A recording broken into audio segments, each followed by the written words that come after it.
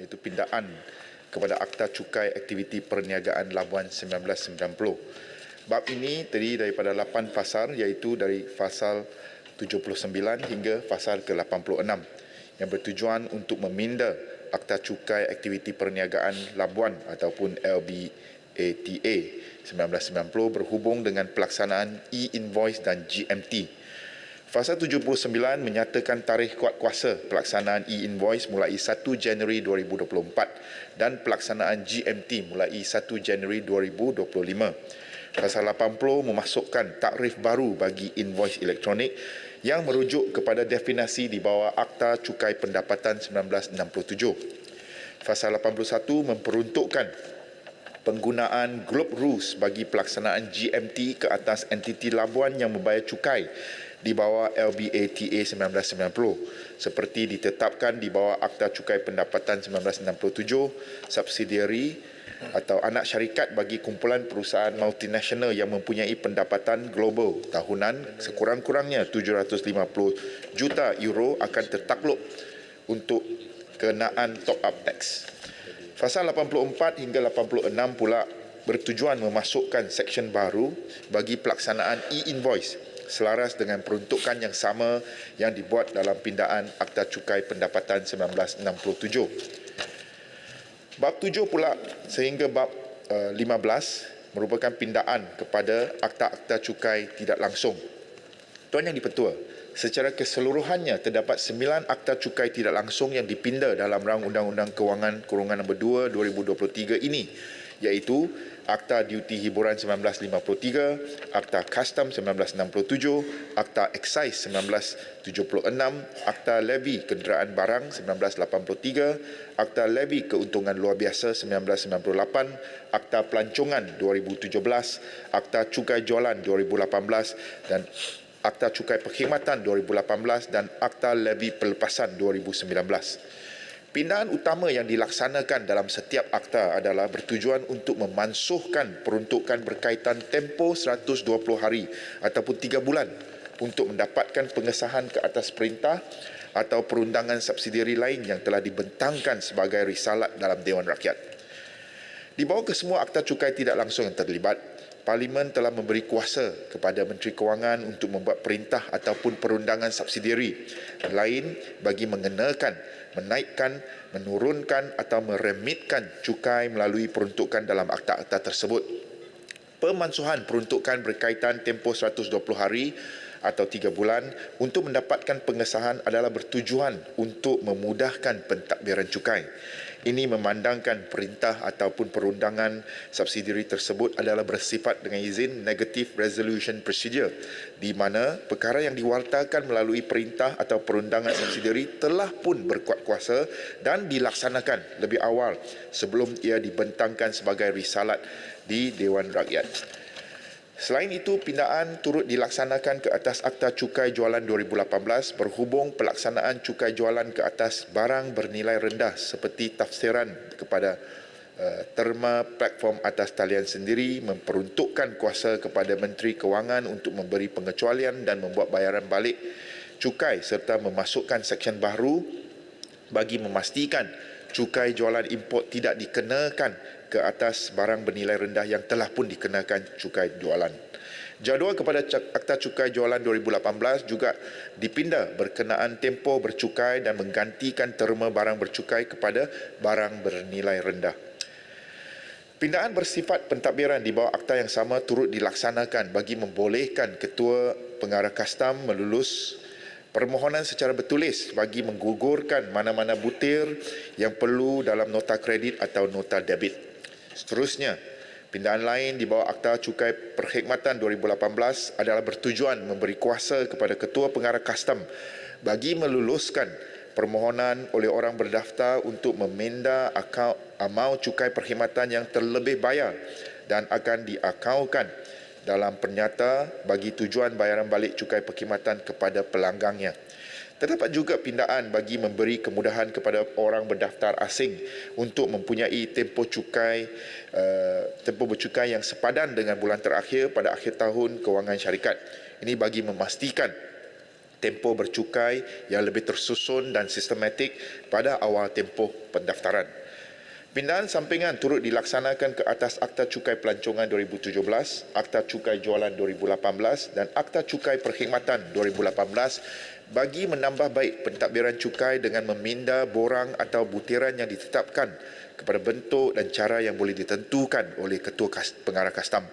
Pelbagai jenis borang kastam yang digunakan pada masa ini tidak lagi perlu ditetapkan di bawah peraturan. Sebaliknya, boleh diterbitkan dalam bentuk ketetapan umum yang disiarkan melalui portal rasmi Jabatan Kastam Diraja Malaysia.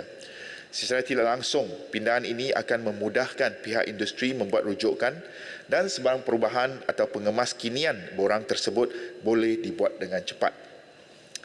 Tuan Yang di-Pertua, Belanjawan 2024 telah menggariskan beberapa inisiatif utama yang akan dilaksanakan untuk meluaskan asas hasil negara dan pada masa yang sama tidak membebankan majoriti rakyat Malaysia.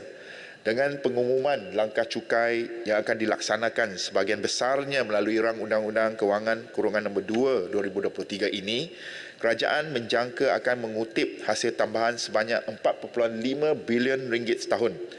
Namun, kerajaan turut kehilangan hasil daripada pelbagai insentif yang bertujuan menambah baik layanan cukai dan memberi pendapatan boleh guna lebih tinggi kepada pembayar cukai. Contohnya, pindaan pelepasan cukai individu baru yang telah diumumkan dalam Belanjawan 2024 akan melibatkan kehilangan hasil yang dianggarkan sebanyak 700 juta ringgit. Dalam kata lain, 700 juta ringgit masuk poket rakyat sebagai wang ataupun pendapatan boleh guna, terutamanya kepada pembayar cukai. Sesungguh pun begitu, kerajaan terus komited untuk mengkaji dan menambah baik pentadbiran cukai, meningkatkan kadar pematuhan cukai, seterusnya memperkukuh kepercayaan dan keyakinan rakyat terhadap sistem pencukaian negara. Untuk mengekang ketirisan hasil cukai, usaha akan terus dipergiatkan, termasuk bagi menangani isu ekonomi bayangan.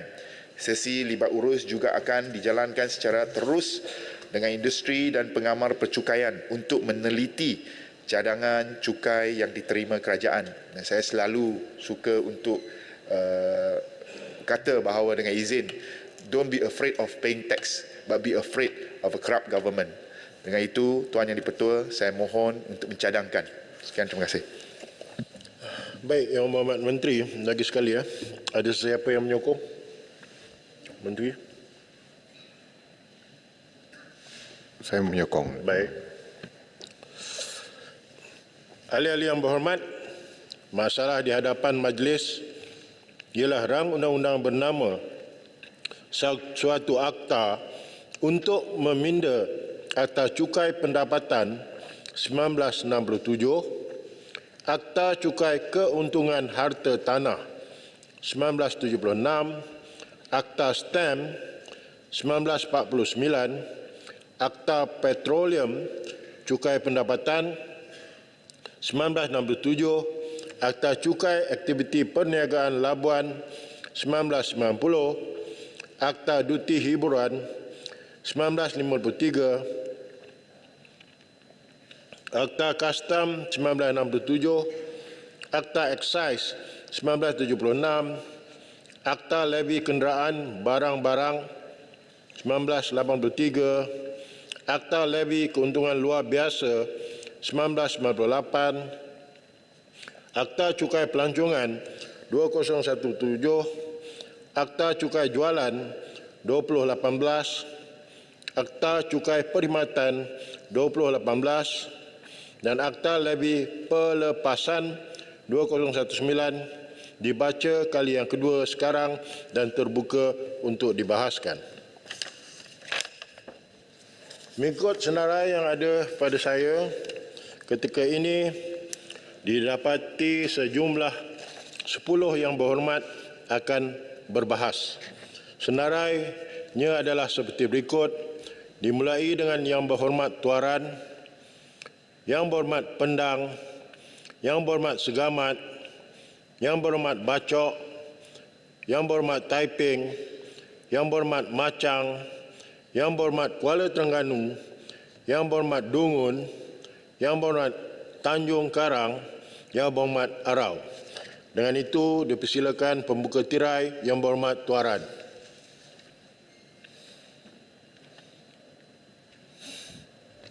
Tuaran tak ada, Tuan Pengerusi. Memandangkan Yang Berhormat Tuaran tiada, Yang Berhormat Pendang. Sebelum tu yang Timbalan Speaker sebelum tu Pendang ada. Sebentar Yang Berhormat Tuan. Tampin mewakili Jelebu mengalu-alukan delegasi Sekolah Menengah Kebangsaan Petang Jelebu. Rombongan seramai 45 orang pelajar dan guru diketuai oleh Cikgu Nizam bin Muhammad Yunus. Selamat datang ke Dewan Rakyat. Terima kasih, Datuk Speaker. Silakan Yang Berhormat Pendang. Terima kasih.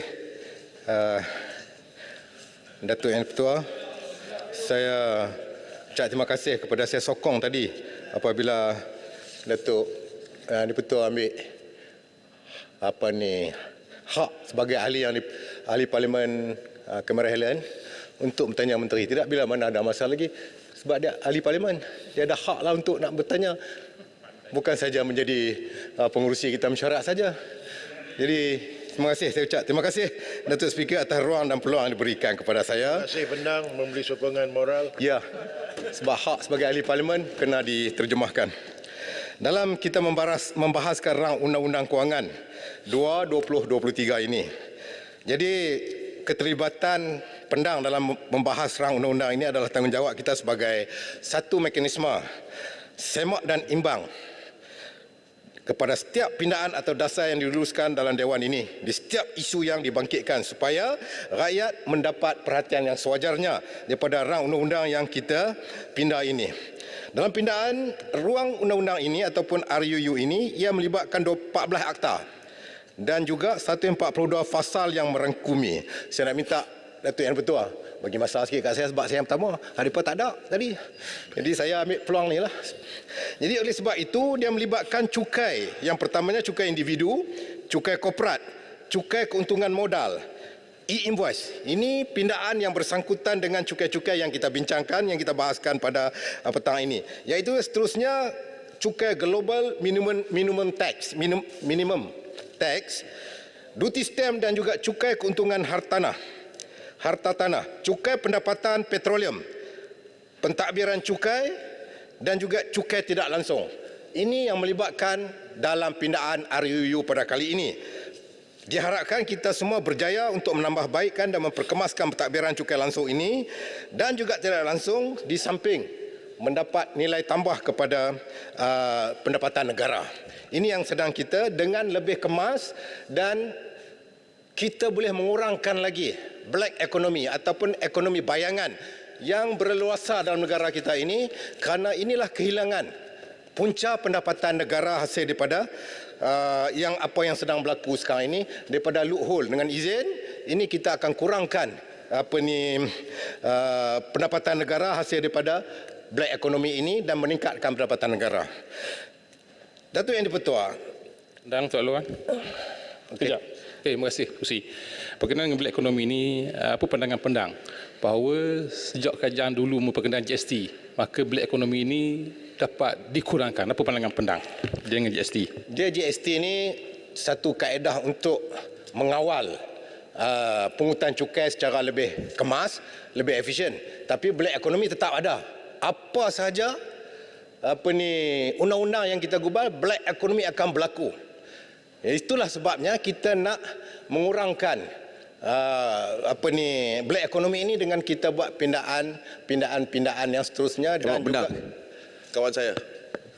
Saya jawab tak habis lagi dulu tu. Sikit je saya tanya. Yang Berhormat Pendang. Sikit jangan syarah lah. Okey. Okey. Sahabat saya setuju. Yang Berhormat Pendang, kali ini saya memang setuju bahawa kita kena hapuskan black economy dan bantu pihak kerajaan untuk menghapuskan black economy. Maksudnya pihak-pihak yang terlibat dalam kegiatan black economy juga perlu serah diri. So apa pendapat Yang Berhormat berkenaan dengan menantu kepada Yang Berhormat Paguh yang dikendaki oleh pihak polis?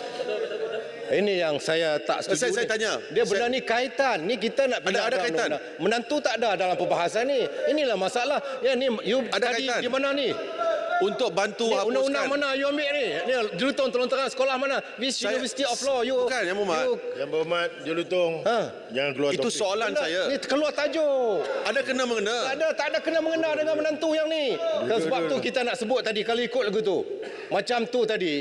You very embarrassment lah. Muhammad. Okey. Itu you are an embarrassment, Yang Berhormat. Tak ada kena-mengena. I'm asking you a fair question. Keluar tajuk. Okey. Tak ada sangkut dengan You are an embarrassment. Saya habis masalah. Yang Berhormat. Kita tengok tadi macam mana Bukit Gantang buat pengumuman. Dia ni ada masalah integriti. Dia sedang melobi. Dia ni dulu daripada UMNO. Lepas tu UMNO kalah tak ada pemerintah, dia lompat jadi keluar bebas. tajuk lah ni. Lepas tu merayu kepada Tan Sri Muhyiddin. Keluar tajuk lah ni. Keluar tajuk. Ini sudah keluar tajuk. Dia ada Keluar tajuk. Soalan Baik. Yang Berhormat Pendang dan Jelutong, tolong jangan keluar topik. Yang Berhormat Pendang, teruskan selagi saya suruh. Teruskan. Dah cukup. Jalan. Jangan risau, saya nanti habaq kata berhentilah. Okey. Ini sebab tu kita kata tadi Bukit Gantang ni dia tak ada integriti. Dia ada masalah family. Kalau tak ada integriti, 39B. kenapa boleh terima dia? Kan? Yang Berhormat, Sebab dia merayu melutut, kita percaya yalah. Merayu boleh terima macam tu je. Hei, nak jadi calon. Ni mana? Jadi Berhormat. Tampin. Yang Berhormat You tak Tampin. tahu. Dah. You pun dipilih pergi merayu bah dulu. Yang Berhormat Pendang sudah. Kali pertama jadi ahli Merayu parlimen. apa ni? Pendang merayu apa? Yang Berhormat, balik pada topik, tolong. Ya, balik pada topik. Ingat peraturan 36(1) ya. Teruskan. Pendang. Tekan. Saya minta sikit. Tekan. Pendang. Terima kasih. Minta sikit tentang Betul, black betul. economy. Ni dia ganggu. Pendang, saya minta tanya sikit. Black economy. Apakah Dah. apakah Cukup. pendang? Apakah Tak bagi. pendang? Yang Berhormat. Hang duduk. Aku Sikit tak bagi. saja, setengah minit. Apabila kerajaan negeri Tanpa Kedah duduk, tutup, tak bagi. Apabila kerajaan negeri Kedah tutup Tak bagi semua apabila. kedai Apa tak ada loteri, apabila kedai dah. Yang Berhormat, saya bagi leeway untuk ketenangan majlis ya, untuk berbahas. Don't get overboard ya. Okey. Sudah Yang Berhormat, duduk. Cukup. Balik kepada track urusan. Yang Berhormat Pendang, cukup. Tolong. Baik. Apabila Okey, terima kerajaan kasih. negeri Kedah tutup kedai loteri, adakah itu menggalakkan? Yang Berhormat. Saya ingin bangkitkan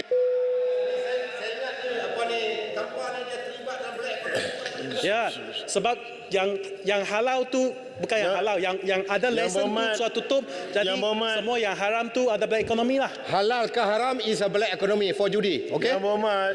Kalau ada lesen itu bukan black economy. Yang Berhormat, I think saya dah bagi muka dah. Jangan biar saya balik kepada seriousness. I'm in a good mood now. Okey. Jangan ganggu, melainkan 36(1). Jangan begitu kacau saya Tan Sri Datuk Yang Bertuah. Okey, saya ingin bangkitkan isu Dan berkaitan Yang Berhormat Pendang jangan duk bagi laluan lah. Saya tak bagi dia bangkit juga. Tak apa, saya ada. Datuk Yang Bertuah kena suruh dia duduk ataupun bagi warning ataupun keluarkan mereka. Tak apa. Okey, saya ingin bangkitkan isu berkaitan Akta Cukai Pendapatan 1967, Akta 53 mengenai sistem invoice elektronik. 3 minit. Okey, terima kasih.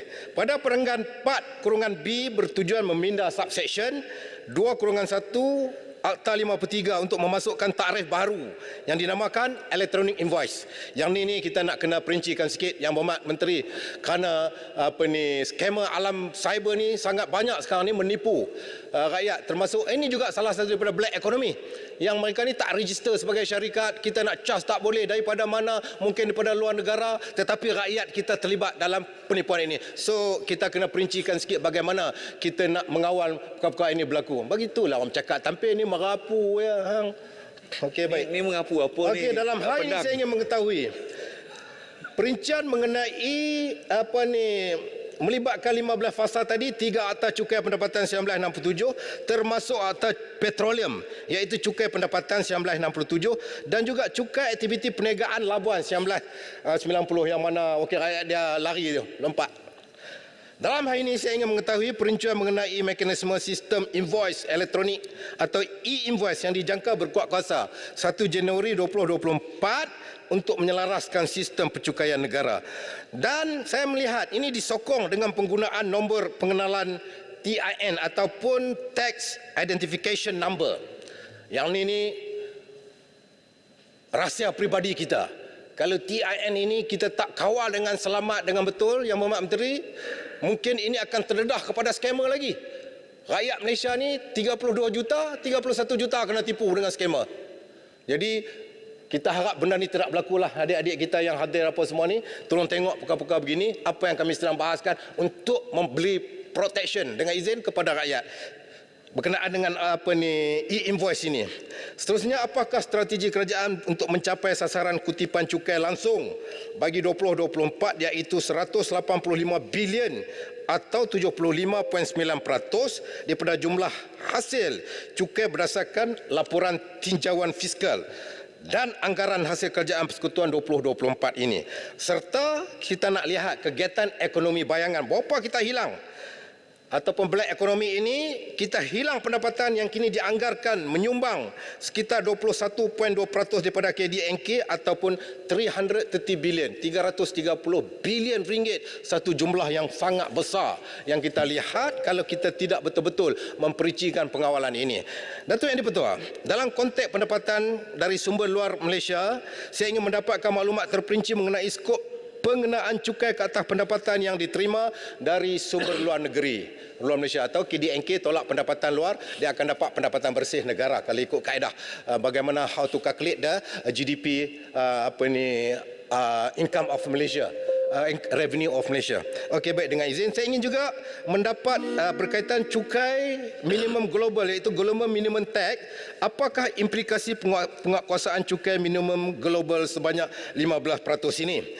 Di United Kingdom yang kita lihat, cukai minimum global ini telah berkuat kuasa mulai 2024. Apa yang sama dan apa yang berbeza dengan apa yang diumumkan oleh Malaysia dan juga United Kingdom yang akan bermula cukai minimum global ini pada 1 Januari 2024. Kenapa kita dapat sama tarikh dengan UK? Ada apakah penyelarasan ataupun hidden agreement, persetujuan bersama di antara UK dengan Malaysia?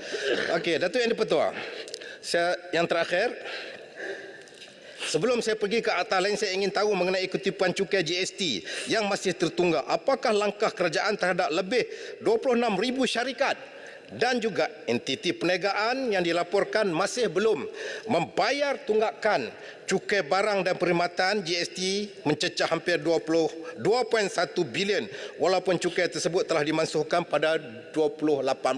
Adakah mereka ini menyumbang kepada mana-mana parti dalam pilihan raya yang lalu, jadi kita tak perlu memberi penumpuan sangat untuk kutipan mereka yang masih tertunggak ni, backdated, yang lepas perlu bayar. Ya, apa nak cakap Tampin? Tengok canggah macam ya. Rakan-rakan, like sekali, akhir sekali, rakan-rakan semua ahli Dewan Rakyat dan juga Datuk Yang di-Pertua, sebelum saya mengakhiri perbahasan saya pada hari ini, saya ingin membangkitkan isu berkaitan Akta Cukai Perkhidmatan 2018, Akta 807. Pindaan dibuat pada Fasal 128 hingga 136, 138 dan 139 adalah bertujuan untuk memindah Seksyen 13, 14, 17, 26, 26A, 38, 42, 56C sehingga dan Akta 807, Akta 807.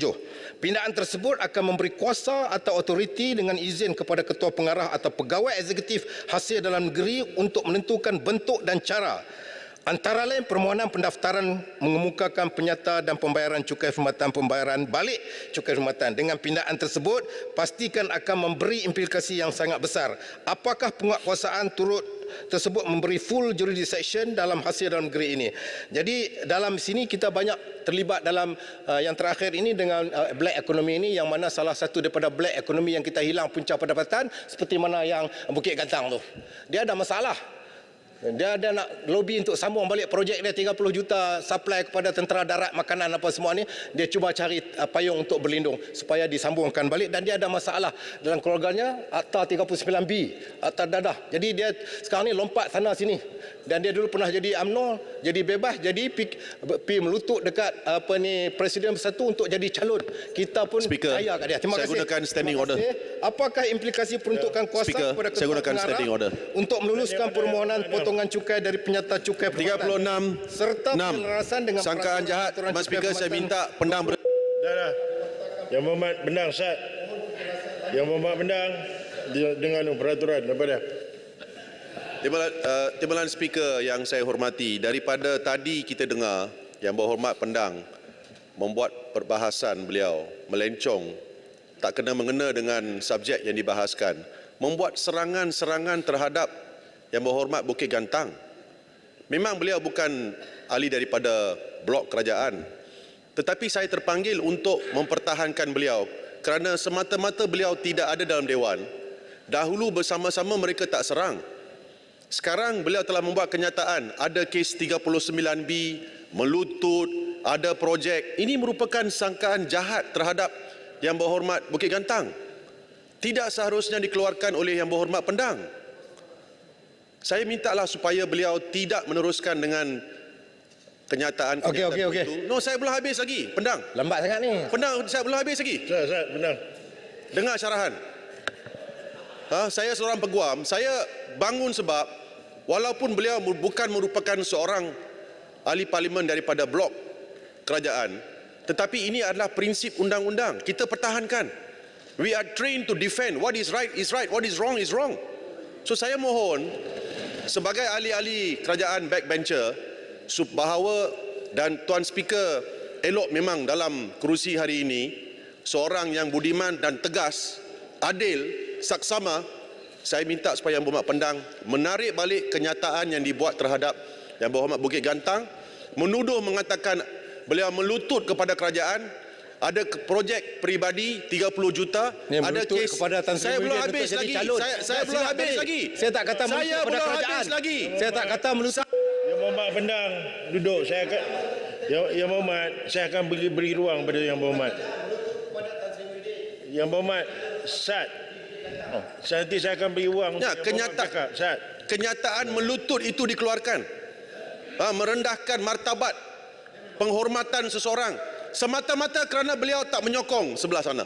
So saya minta supaya duduk dulu. Saya belum habis lagi. Saya akan bagi ruang. Duduk dulu Macang.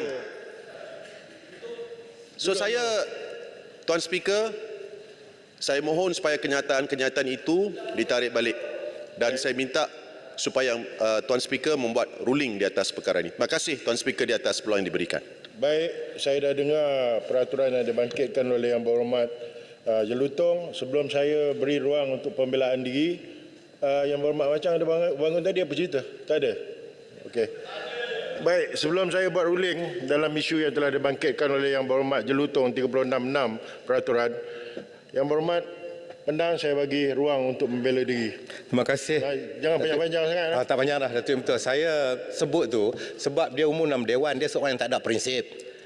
Secara terbuka, dia umum dalam Dewan, menyokong dia daripada Cukuplah Parti Pendang. Bersatu. Dulu you lompat-lompat, ada prinsip tak? Yang Berhormat, duduklah, Kempah.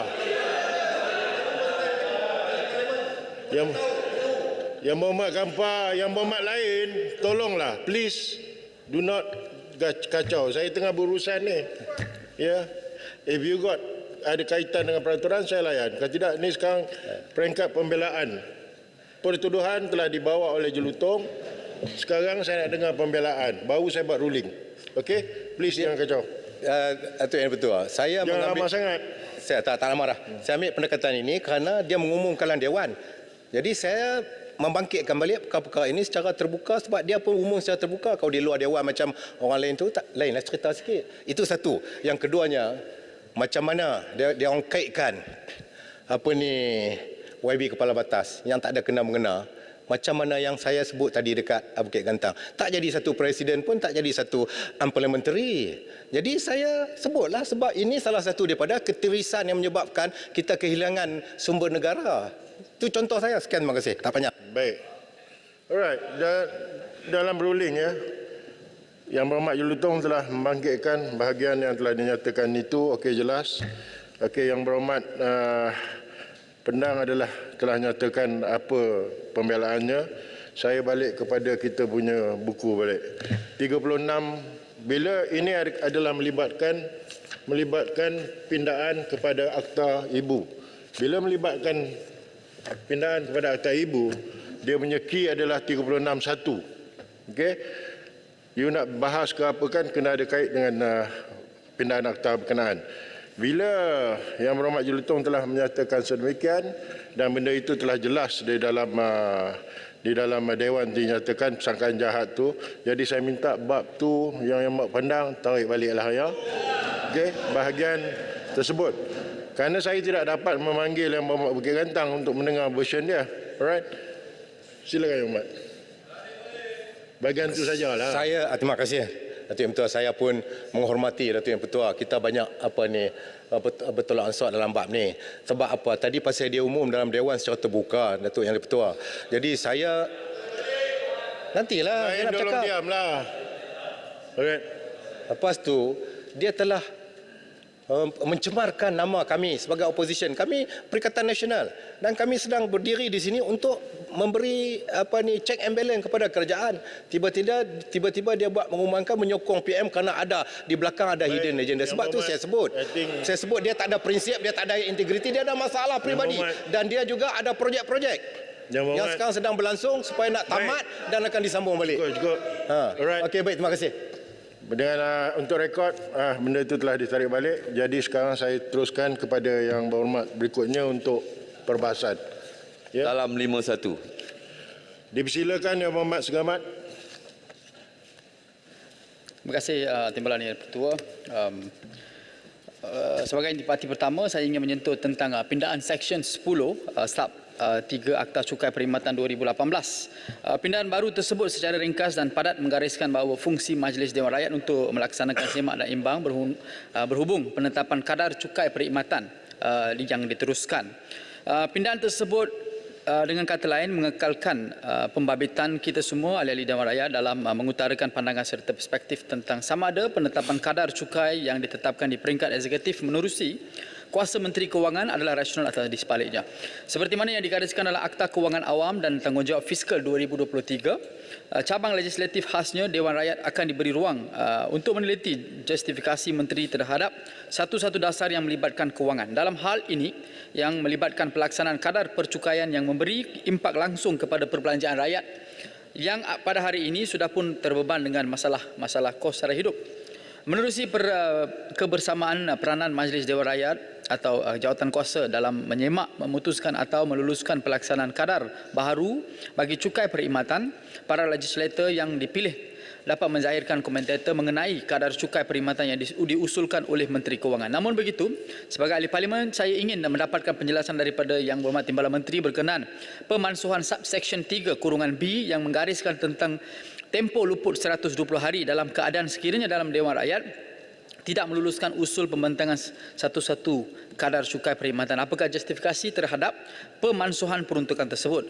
Berkenaan pindaan Seksyen 13, saya menjangkakan bahawa kaedah baru bagi pendaftaran seorang atau syarikat yang menjalankan perkhidmatan bercukai dapat dijalankan dengan lebih teratur dan komprehensif tanpa memerlukan sebarang syarikat melalui proses birokrasi yang merinyakan. Berkenaan dengan hal tersebut, saya minta Yang Berhormat Timbalan Menteri menyatakan kaedah ataupun medium permohonan yang akan dilaksanakan menerusi arahan Ketua Pengarah Kastam bermula pada tahun 2024 bagi maksud pendaftaran syarikat pengendali perkhidmatan bercukai. Timbalan Yang Pertua, saya seterusnya ingin menyentuh tentang pindaan Seksyen 46(1)(C dan 46(1)(G yang menggariskan tentang pelepasan cukai bagi tujuan rawatan pergigian untuk ibu bapa dan diri sendiri. Secara peribadi, saya menyambut perluasan potongan cukai individu bagi tujuan tersebut memandangkan ia merupakan antara bentuk sokongan kerajaan Malaysia Madani dalam aspek kesihatan pergigian rakyat. Sejajar dengan tonggak kedua yang digariskan dalam Kertas Putih Kesihatan, iaitu meningkatkan promosi kesihatan dan mencegah penyakit. Pelaksanaan pengecualian cukai bagi tujuan rawatan pergigian sedikit sebanyak akan mendorong rakyat di negara ini khususnya warga emas iaitu ibu bapa kita untuk menitik beratkan kesihatan gigi mereka. Lebih-lebih lagi individu yang bergelar perokok tegar yang kononnya tidak percaya kepada fakta saintifik yang mengaitkan rokok dengan pelbagai mudarat kesihatan, tahap kesihatan gigi mereka sudah tentu berada dalam keadaan yang kronik. Jadi tidak heranlah mengapa gigi serta gusi kebanyakan perokok tegar kuning kehitaman sama seperti hati-hati mereka juga. Mohon maaf. Lebih malang lagi, keadaan gigi mereka yang teruk itu langsung tidak menimbulkan rasa insaf dalam diri mereka yang seolah-olah percaya bahawa merokok mendapat menjadikan mereka kebal daripada diserang sebarang penyakit yang boleh menyebabkan kematian luar jangka. Sehubungan dengan perkara itu, saya dengan ini tegas mencadangkan kepada Kementerian Kewangan agar individu pembayar cukai yang berstatus perokok dikecualikan daripada penerima manfaat pengecualian cukai untuk diri sendiri bagi tujuan pemeriksaan atau rawatan gigi. Oleh yang demikian, saya mengesyorkan agar prosedur saringan dijalankan terhadap seseorang individu terlebih dahulu sebelum dia menjalankan pemeriksaan atau mendapatkan rawatan pergigian.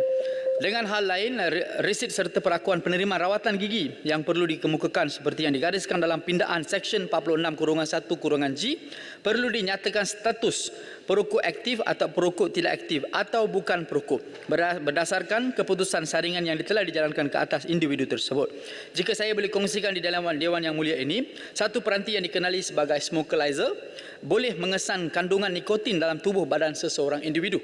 Saya mencadangkan agar peranti pengesan tersebut dapat digunakan di klinik pergigian bermula tahun hadapan jika Kementerian Kewangan mempertimbangkan dengan serius syur saya tersebut tadi, penggunaan smokerizer tersebut hanya melibatkan prosedur pernafasan dan ia dengan mudah boleh dijalankan oleh doktor gigi atau pengamal perubatan lain sebelum memulakan satu-satu rawatan pergigian. Yang terakhir, saya ingin meminta Kementerian Kewangan mempertimbangkan agar pengecualian cukai individu bagi tujuan rawatan pergigian ibu bapa diperluaskan kepada skop pemeriksaan pergigian.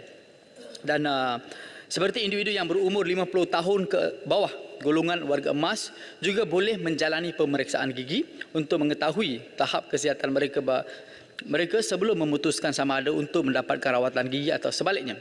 Biarpun kadar maksimum potongan cukai bagi tujuan tersebut ditetapkan pada kadar RM1,000 setahun, namun saya percaya bahawa pelaksanaan pengecualian cukai tersebut menggalakkan lebih ramai yang berstatus pembayar cukai untuk membawa ibu bapa mereka ke klinik pergigian swasta berhampiran bagi menjalani pemeriksaan gigi dengan mengambil kira faktor umur dan gaya hidup mereka. Timbalan yang dipertua, sekian sahaja ucapan perbahasan bagi rang undang-undang Kewangan 2023. Saya mohon menyokong dengan berharapan cadangan yang saya bangkitkan tadi dapat dipertimbangkan serius oleh Timbalan Menteri Kewangan. Terima kasih. Terima kasih Yang Berhormat Segamat. Dipersilakan Yang Berhormat Tuaran. Terima kasih. Tuan Dipertua akan memberi peluang kepada Tuaran untuk turut membahas rang undang-undang Kewangan nombor 2 2023. Rang undang-undang Kewangan nombor 2023 ini melibatkan pindaan terhadap 14 akta percukaian seperti mana yang telah disebut oleh Yang Berhormat Timbalan Menteri semasa membentangkan RUU tadi tersebut. Tujuan utama pindaan tersebut ialah untuk meningkatkan hasil kerajaan persekutuan. Dianggarkan lebih 4 bilion akan dikutip dari pindaan tersebut seperti mana yang telah dinyatakan oleh Yang Berhormat Tambun semasa pembentangan bajet 2024. Secara prinsipnya, Tuaran menyokong RUU ini dengan syarat tata kelola pemungutan hasil dapat diperhalusi dan dipermudahkan lagi. Dalam kesempatan ini, Tuaran ingin membangkitkan bilakah kerajaan persekutuan akan menunaikan hak-hak Sabah dalam hal pemungutan hasil seperti mana yang terkandung dalam Perjanjian Malaysia 1963, khususnya artikel 112C dan Seksyen 2-1 Bab 4 Jadual ke-10 Perlembagaan Persekutuan. Perkara ini sudah berkali-kali disebut di Dewan Yang Mulia ini, namun sehingga hari ini belum ada jawapan tuntas selain daripada menyatakan bahawa hak Sabah tersebut akan dilaksanakan sebelum Julai 2024, iaitu 8 bulan daripada sekarang.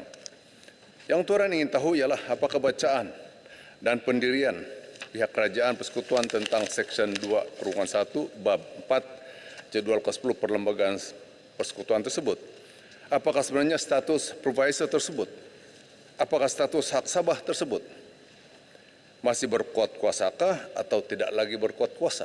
Itu pertanyaan daripada Tuaran. Tuaran juga ingin tahu pendirian Kementerian Kewangan yang sebenar, sebab setakat ini yang menjawab hanyalah Menteri Jabatan Perdana Menteri bahagian hal ehwal Sabah dan Sarawak dan pejabat persekutuan. Tuan juga ingin tahu apakah jenis-jenis cukai ataupun juga bentuk pungutan hasil persekutuan daripada nasabah yang akan diambil kira dalam jumlah pungutan hasil persekutuan seperti mana yang dikehendaki oleh Seksyen 2/1 Bab 4 Jadual ke-10 Perlembagaan Persekutuan tersebut. Dan berasaskan jumlah pungutan cukai yang telah dikutip pada tahun 2022, Tuan ingin tahu berapakah jumlah hasil persekutuan yang telah dipungut daripada Sabah mengikut jenis-jenis cukai atau dan juga akta-akta yang dikuatkuasakan. Secara spesifik, Tuan juga ingin tahu berapakah yang dipungut oleh Custom, Lembaga Hasil Dalam Negeri dan juga Jabatan Pengangkutan Jalan pada tahun 2022 daripada Sabah. Tuan juga ingin tahu apakah pendirian serta bacaan Kementerian Keuangan Persekutuan terhadap artikel 112D Perlembagaan Persekutuan. Pada tuaran, artikel ini adalah satu artikel enabler untuk memberi ruang pada kerajaan persekutuan dan kerajaan Sabah untuk merundingkan jenis-jenis cukai dan sumber hasil yang boleh ataupun dikecualikan daripada pengiraan jumlah hasil persekutuan daripada Sabah sebagai asas pengiraan hak Sabah untuk mendapatkan 40% daripada jumlah pungutan hasil persekutuan daripada Sabah. Asas pertimbangan terhadap jenis cukai dan jenis hasil yang boleh dimasukkan dalam pengiraan tersebut ialah kedudukan keuangan persekutuan dan keperluan keuangan Sabah seperti mana disebut dalam artikel 112D. Dengan lain perkataan, yang boleh dirunding ialah hanya jenis cukai dan hasil yang diambil kira dalam penjumlahan pungutan hasil. Pemberian khas kepada Sabah tetap 40% daripada jumlah pungutan hasil persekutuan daripada Sabah. Peratusan tidak boleh dirunding, tetap 40%. Yang boleh dirunding hanyalah jenis cukai atau hasil yang boleh diambil kira. Contohnya, yuran pesakit berjumpa doktor ataupun denda yang dibayar kepada mahkamah. Barangkali itu tidak perlu diambil kira. Contoh seterusnya ialah adakah cukai yang dipungut oleh Lembaga Hasil Dalam Negeri, Custom, Jabatan Pengangkutan Jalan, Pelancongan dan pelbagai agensi yang melibatkan Akta 53, Akta 378, Akta 543, Akta 445, Akta 193, Akta 235, Akta 176, Akta 294, Akta 512, Akta 791, Akta 896, Akta 807, Akta 813 dan banyak lagi yang dimasukkan dalam cukai-cukai dan hasil yang diambil kira dalam penjumlahan pungutan hasil persekutuan daripada Sabah. Pada tuaran, keputusan dalam hal ini perlu diangkat sebagai agenda penting dalam mesyuarat jawatan kuasa teknikal MIA 63 yang dipengerusikan oleh Yang Berhormat Putrajaya dan seterusnya diangkat untuk pertimbangan Majlis Perunding Pelaksanaan MIA 63 yang dipengerusikan oleh Yang Berhormat Tambun. Oleh itu, Tuan berharap hak 40% Sabah itu terpelihara dan ditunaikan melalui tata kelola yang berwibawa seperti yang dijanjikan dan dijamin. Tuan juga berharap agar hak Sabah itu ditunaikan sebelum Julai 2024 seperti yang dijanjikan. Tuan Dipertua, saya akhiri dengan dua rangka pantun. Dari mana datangnya cinta? Dari mata turun ke jiwa. Dari mana asalnya Malaysia? Dari janji MA 63. Bolehkah kawan terus bertahan? Kalau selalu dipinjam 100. 60 tahun masih bertahan. Jangan kasih lama, tunaikan hak Sabah 40%. Sekian dan terima kasih. Terima kasih Yang Berhormat Tuan. Dipersilakan Yang Berhormat Bachok. Terima kasih Datuk Speaker. Terima kasih kerana memberikan peluang kepada Bachok untuk membahaskan RUU Keuangan 2023/2 ini, iaitu satu akta untuk meminda sekaligus 14 akta yang berkaitan dengan dasar percukaian negara, khususnya bagi melaksanakan pelbagai peraturan dan langkah cukai yang telah diumumkan dalam Belanjawan 2024. Oleh kerana masa yang diperuntukkan amat terhad, saya memilih untuk membangkitkan beberapa perkara pokok sahaja. Yang pertamanya, Fasal 4, pindaan kepada Seksyen 2 Akta Cukai Pendapatan 1967 bertujuan untuk memasukkan takrif baharu invoice elektronik. Dalam hal ini, mohon perincian mengenai mekanisme sistem invoice elektronik ataupun e-invoice ini yang dijangka berkuasa pada 1 Januari tahun hadapan. Berapakah unjuran hasil tambahan incremental revenue dengan izin yang bakal dipungut melalui sistem ini dalam menangani jurang ketirisan hasil tanpa dan juga dengan sistem baru ini yang difahamkan dua kaedah ini diwujudkan bagi menggantikan cukai barangan dan perkhidmatan GST termasuklah untuk mengurangkan saiz ekonomi bayangan di Malaysia. Yang keduanya pasal 72 pindaan kepada Akta Petroleum Cukai Pendapatan 1967 berkaitan perkongsian menjalankan operasi petroleum di bawah 2 atau lebih perjanjian di kawasan-kawasan yang bersempadanan. Apakah strategi kerajaan untuk memastikan pindaan akta ini kekal relevan dengan keperluan semasa industri huluan minyak dan gas yang berdepan dengan cabaran baharu dalam proses eksplorasi, pembangunan dan pengeluaran sumber hidrokarbon ini seterusnya memberikan manfaat kepada negeri dan negara secara lestari. Datuk Yang Dipertua, dalam kesempatan ini saya ingin merekodkan ucapan Yang Amat Berhormat Menteri Besar Kelantan dalam sidang DUN yang baru ini bahawa dinyatakan jumlah penerimaan wang tunai daripada persekutuan dalam apa jua nama sekalipun, wang ihsan ataupun pemberian tunai one off adalah seperti berikut. 2020 190 juta. 2021 meningkat 201 juta. 2022 meningkat 331 juta. Dan untuk rekod pada tahun ini sehingga ke tarikh ini 2023 jumlah yang diterima oleh Kerajaan Negeri Kelantan daripada Kerajaan Persekutuan hanyalah 40 juta. Saya ulang 40 juta sahaja. Yang ketiga, untuk aluan sikit. Sebelum berkaitan dengan pemberian wang ihsan ke ataupun sebenama itu, boleh tak dimasukkan juga dalam ucapan membacok jumlah yang diterima oleh Kerajaan Negeri Terengganu sehingga takat ini? Saya dimaafkan juga bawah daripada 50 juta, sepatutnya 1.5 bilion. Terima kasih. Baik, Hulu Terengganu, sila masukkan dalam ucapan saya untuk penjelasan daripada pihak Menteri. Maknanya ada pengurangan yang signifikan kepada Kerajaan Negeri Kelantan dan juga Kerajaan Negeri Terengganu berbanding penerimaan yang biasa pada tahun-tahun sebelum ini. Yang ketiganya, pasal 92 pindaan kepada Akta Excise. Yang terbaru pada 1 April tahun ini diwartakan duty excise pada kadar 40 sen dikenakan pada setiap mililiter cecair atau gel mengandungi nikotin yang digunakan untuk rokok elektronik, dan dimaklumkan dalam ucapan belanjawan 2023 separuh daripada hasil duty excise ini akan diperuntukkan semula kepada pihak KKM sebagai usaha untuk meningkatkan kualiti perkhidmatan kesihatan.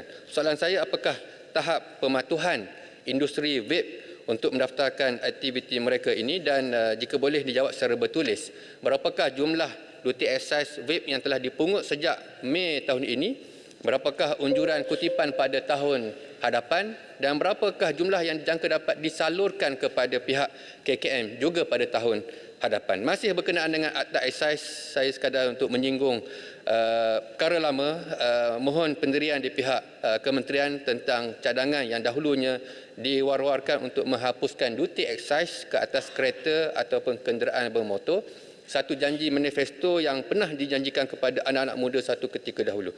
Apakah cadangan ini masih berdaya maju, viable dengan izin, dan bilakah kerajaan berhasrat untuk mansuhkan perkara ini bagi mengurangkan harga kereta dan meningkatkan belanja boleh guna disposable income sebagaimana yang pernah dijanjikan kepada rakyat dan anak muda Malaysia. Yang keempat yang terakhir, Datuk Speaker, sebagaimana berkenaan dengan objektif RUU ini. Dimaklumkan di awal dalam bab permulaan kepada bil ini, sebanyak 14 akta dipinda sekaligus untuk melaksanakan pelbagai langkah-langkah cukai, dan di samping beberapa aspek pentadbiran cukai-cukai tidak langsung. Sekali pandang, kebanyakan pindaan ini adalah bersifat teknikal, pindaan atau penjelasan terhadap definisi, skop, peraturan dan kaedah. Namun jika dilihat kepada punca kuasa yang terkandung dalam akta ini, ternyata kuasa yang diberikan kepada seorang Menteri Kewangan itu amatlah besar. Jadi di sinilah perlunya kepada penumpuan dan juga pengasingan kerja supaya tugas yang amat besar ini perlu dilaksanakan dengan baik. Dan sebagai akhirnya, saya ingin mengajak Dewan Yang Mulia ini untuk merakamkan penghargaan kepada pasukan LHDN dan juga pasukan Jabatan Kastam Diraja. Mereka adalah frontliners, pasukan baris hadapan dengan izin. Terpenting kepada kita untuk mengutip dan memungut segala hasil negara ini secara efisien, profesional dan juga berintegriti. Terima kasih Datuk Speaker. Terima kasih Yang Berhormat Bachok. Dipersilakan Yang Berhormat Taiping.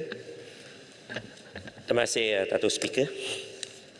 Berkenaan dengan Rang Undang-Undang Kewangan Nombor 2 2023 DR 36 2023. Pertama sekali Datuk Speaker, saya tertarik Datuk Speaker, berkenaan dengan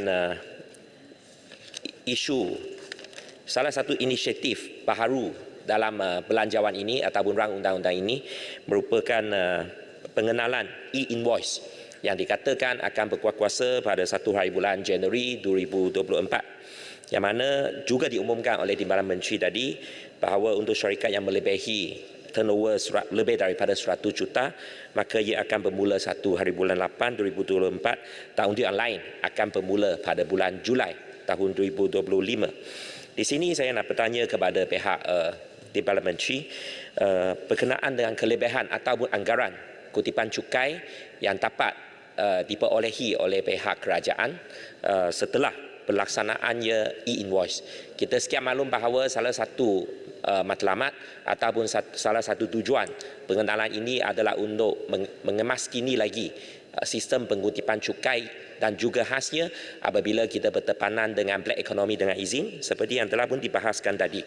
Namun pada masa yang sama, saya juga hendak bertanya kepada pihak kementerian bahawa sama ada suatu sistem ataupun software ataupun server baharu akan diperkenalkan dalam pelaksanaan sistem e-invoice ini.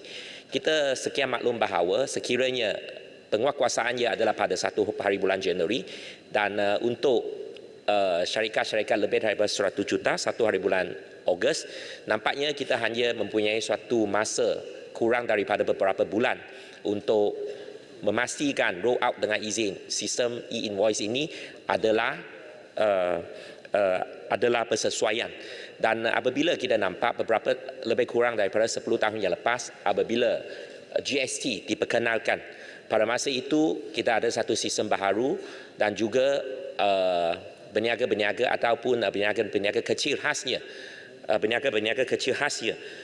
diperlukan untuk mengguna pakai sistem baharu itu.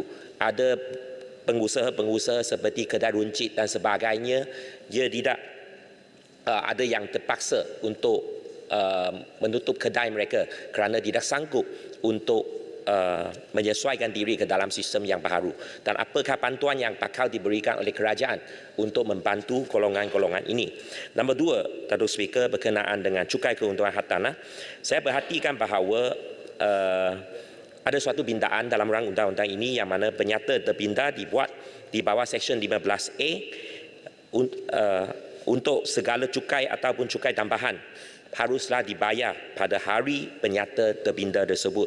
Saya nak tanya kepada pihak kerajaan sama ada ia merupakan sesuatu yang praktikal, kerana sekiralah cukai terbinda itu notis dikeluarkan pada hari ini dan pada hari ini pula membayar cukai diwajibkan untuk membayar cukai tambahan tersebut. Sesama ada itu merupakan sesuatu yang rasional ataupun yang munasabah bagi membayar cukai. Kerana kadang-kadang membayar cukai memerlukan masa untuk menyiapkan semula dokumen-dokumen dan kadang-kadang nak memfailkan rayuan dan kadang-kadang nak mendapatkan nasihat daripada profesional sama ada peguam ataupun daripada accountant. Dan masa pindaan berkenaan dengan ini mewajibkan pembayaran cukai untuk membayar pada hari yang sama. Bagi saya ini sesuatu yang harus dipertimbangkan semula oleh pihak kerajaan. Saya juga tertarik juga dengan pengimposan ataupun penggunaan 4% cukai stamp bagi surat cara pindah bilik bagi pemeroleh yang mana pemerolehnya adalah daripada golongan bukan warga negara.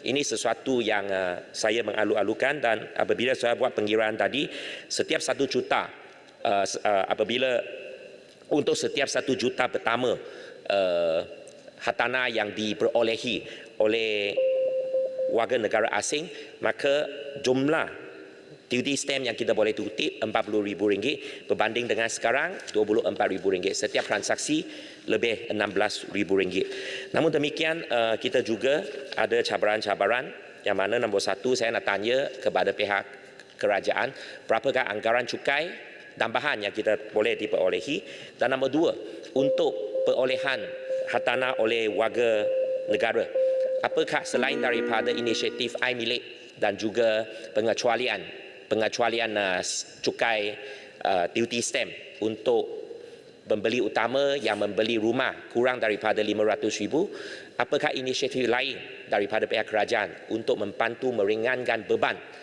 golongan pembeli rumah ini? Dan akhir sekali, saya juga mengalu-alukan keputusan kerajaan untuk menetapkan bahawa pindah milik hartanah melibatkan beneficiary yang melepaskan hak kepada beneficiary lain mengikut wasiat faraid ataupun Distribution Act dengan izin dikenakan duty stamp RM10 sahaja. Dan saya nak tanya dapat kepastian daripada kerajaan sama ada polisi ini adalah terpakai sekiranya beneficiary yang menerima manfaat tersebut adalah dari kalangan bukan warga negara. Dan yang akhir sekali, Datuk Speaker, juga saya nampak dimasukkan bahawa pindaan yang menyatakan bahawa pelupus diwajibkan untuk membuat pengiraan cukai sendiri dalam RPGT return dengan izin. Dan berkenaan dengan isu ini, saya nak dapatkan jawapan daripada kerajaan, apakah sama ada kerajaan benar mengambil kira sekiranya pelupus tersebut ada membuat kesilapan dari segi pengiraan cukai keuntungan hartanah, dan kerana kebanyakan masanya terdapat satu grey area dengan izin, satu grey area yang mana ada perbelanjaan pelupusan yang mana pelupus sendiri tidak tahu sama ada perbelanjaan tersebut akan diambil kira atau tidak. So apakah tindakan kerajaan, bentukan kerajaan dalam membantu pelupus-pelupus dalam perkara ini? Dengan itu, sekian daripada saya. Terima kasih, Datuk Speaker. Terima kasih Yang Berhormat Taiping. Saya persilakan Yang Berhormat Machang. Terima kasih Datuk Yang di-Pertua. Machang berdiri di tengah hari ini ingin mengatakan dan mengecam sekeras-kerasnya tindakan ahli Parlimen Bukit Gantang tadi. Ini satu perbuatan yang tidak bermaruah oleh ahli Parlimen kami yang menyatakan sokongan kepada Perdana Menteri demi peruntukan untuk kawasannya. Konon-kononnya. Tapi macam mana Pendang kata tadi, rupa-rupanya ada benda lain. Saya seru SPRM siasat dakwaan yang Pendang buat tadi. Baik, Tuan Yang Bertuah, saya terus kepada rang undang-undang yang ingin dibahaskan tadi. Saya ingin menyentuh berkenaan dengan Akta Cukai Pendapatan yang melibatkan invoice elektronik.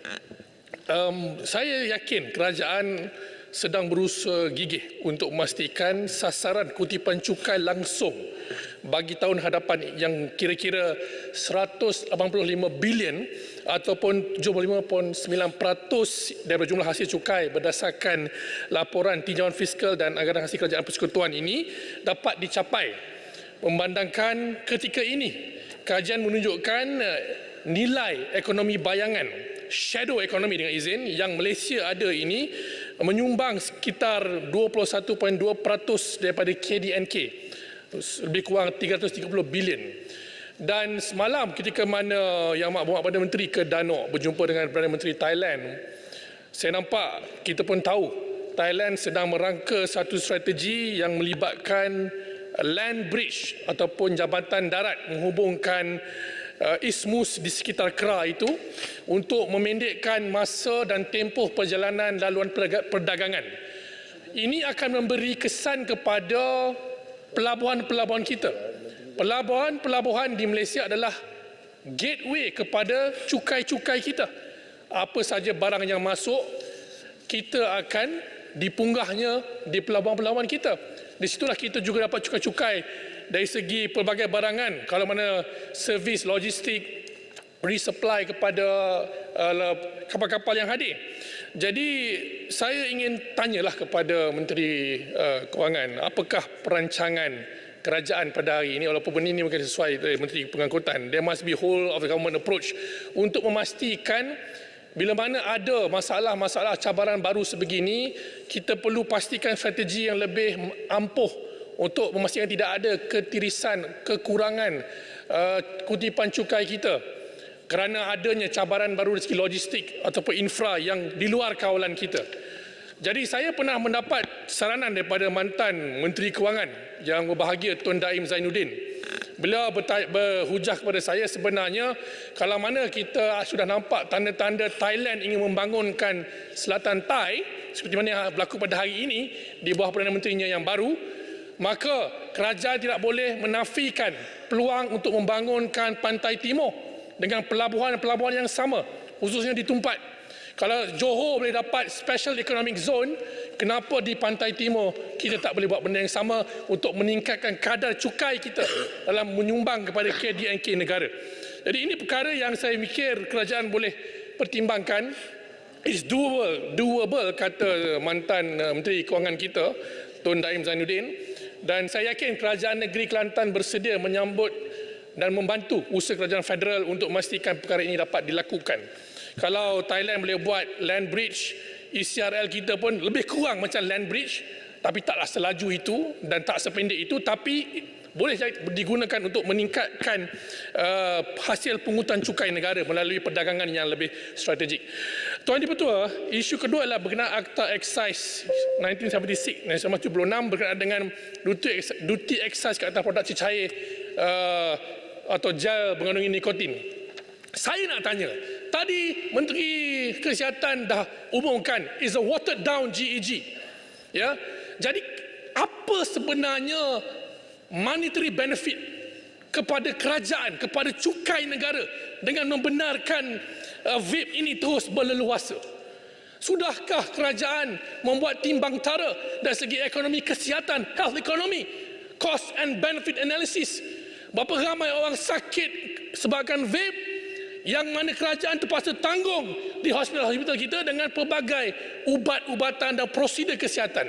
Jadi apakah berbaloi kerajaan nak dapat cukai daripada vape ni sanggup buat watered down version dengan izin GEG yang ada? Jadi ini satu perkara yang tidak bertanggungjawab, pengkhianatan kepada generasi yang akan datang.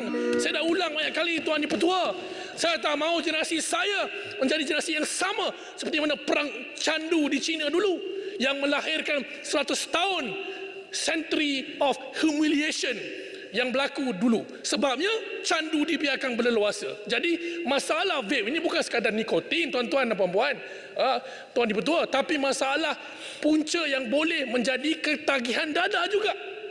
Jadi ini saya nak menyeru kepada kerajaan, berapa sebenarnya cukai yang dah dipungut melalui rokok, tembakau dan vape ini yang sayang sangat kerajaan berdari ini pada mereka. Terima kasih. Terima kasih Muhammad. Macam dipersilakan Yang Berhormat Kuala Terengganu. Bismillahirrahmanirrahim. Assalamualaikum. Salam sejahtera. Terima kasih Datuk Speaker kerana memberi peluang kepada saya untuk mengambil bahagian dalam pembahasan Rang Undang-Undang Kewangan nombor 2 2023 ini. Saya merujuk pada beberapa akta dalam rang undang-undang ini, iaitu Akta Cukai Pendapatan 1967, Akta Petroleum Cukai Pendapatan 1967 serta Akta Cukai Perkhidmatan 2018. Datuk Yang Dipertua, di bawah pindaan kepada Akta Cukai Pendapatan 1967 Perenggan 4B Fasal 4 bertujuan untuk meminda subsection 2/1 Akta 53 untuk memasukkan takrif baru elektronik invoice ke dalam Akta 53 yang menghendaki mana-mana orang untuk mengeluarkan invoice elektronik berkenaan dengan barang yang dijual atau perkhidmatan yang dilaksanakan. Pelaksanaan e-invoice pada tahun hadapan adalah satu usaha yang baik dan ia sejajar dengan agenda pendigitalan oleh kerajaan, disokong juga dengan penggunaan nombor pengenalan cukai TIN. Soalan saya, berapa jangka masa untuk melaksanakan sistem tersebut serta adakah ia melibatkan semua sektor perniagaan atau hanya sektor tertentu sahaja? Berapakah anggaran kos pelaksanaan sistem e-invoice ini termasuk pindaan kepada sistem pencukaian semasa bagi memenuhi keperluan e-invoice serta sejauh manakah sistem ini dapat membantu di dalam menangani isu ketirisan black economy di samping meningkatkan elemen ketelusan dengan memberikan penilaian risiko pematuhan secara telus. Pada masa yang sama, apakah strategi kerajaan untuk mencapai sasaran kutipan cukai langsung pada 2024 iaitu sebanyak 185 bilion atau 75.9% daripada jumlah hasil cukai berdasarkan laporan tinjauan fiskal dan anggaran hasil kerajaan Persatuan 2024. Serta kegiatan black economy yang kini dianggarkan menyumbang sekitar 21.2% daripada KDNK atau bersamaan dengan 330 bilion ringgit. Yang Berhormat Timbalan Menteri pernah menyebut antara kegiatan yang terlibat dalam aktiviti black economy adalah penyeludupan keluar barangan subsidi dan aktiviti penipuan cukai. Kebanyakan mereka melakukan perniagaan melalui laman e-dagang atau dikenali sebagai dark web. Dan kajian yang telah dilakukan oleh satu kumpulan advokasi pengguna multinasional, Customer Choice Center, mendapati Malaysia berada pada nombor 1 pasaran di dunia bagi black economy. Adakah kementerian melihat perkara ini dan adakah kementerian menyekat laman-laman tersebut? Seterusnya, saya ingin menyentuh berkenaan cukai minimum global. Saya mohon perincian mengenai implikasi cukai minimum global sebanyak 15% terhadap syarikat perusahaan multinasional yang sedang menikmati insentif pencukaian ketika ini serta unjuran garis masa. Apakah bentuk kajian insentif yang dijalankan bagi memastikan ia kekal relevan dalam menarik pelaburan langsung asing ke Malaysia? Sejauh manakah kajian perbandingan telah dibuat dengan model cukai minimum global yang di United Kingdom akan berkuat kuasa mulai tahun 2024? Seterusnya, saya ingin menyentuh mengenai pindaan Akta Cukai Perkhidmatan 2018 Seksyen 39 dan 56H memberikan kuasa kepada Ketua Pengarah untuk meluluskan potongan cukai daripada penyata melibatkan cukai perkhidmatan yang dibayar balik kepada pelanggan serta menentukan semula tempoh bercukai orang berdaftar asing. Soalan saya, apakah justifikasi pindaan pemberian kuasa kepada Ketua Pengarah ini? Saya mohon kerajaan perincikan implikasi peruntukan kuasa kepada Ketua Pengarah untuk meluluskan permohonan potongan cukai dan penyata cukai perkhidmatan serta penyelarasan dengan peraturan-peraturan cukai perkhidmatan pindaan 2023 yang diwartakan Mei yang lalu. Kajian yang telah dijalankan oleh KPMG mendapati lebih separuh daripada perwakilan sidang kemuncak cukai dan perniagaan menyatakan pandangan supaya cukai GST diperkenalkan semula berbanding cadangan menaikkan kadar cukai SST kepada 8%. Apakah kerajaan meneliti perkara ini? Saya ingin meminta kerajaan perincikan apakah langkah yang telah diambil terhadap lebih 26,000 syarikat dan entiti perniagaan yang dilaporkan masih belum membayar tunggakan cukai barang dan perkhidmatan mencecah hampir 2.1 bilion walaupun cukai tersebut telah dimansuhkan pada tahun 2018. Seterusnya, saya ingin menyentuh soal pindaan. Saya minta masa sikit.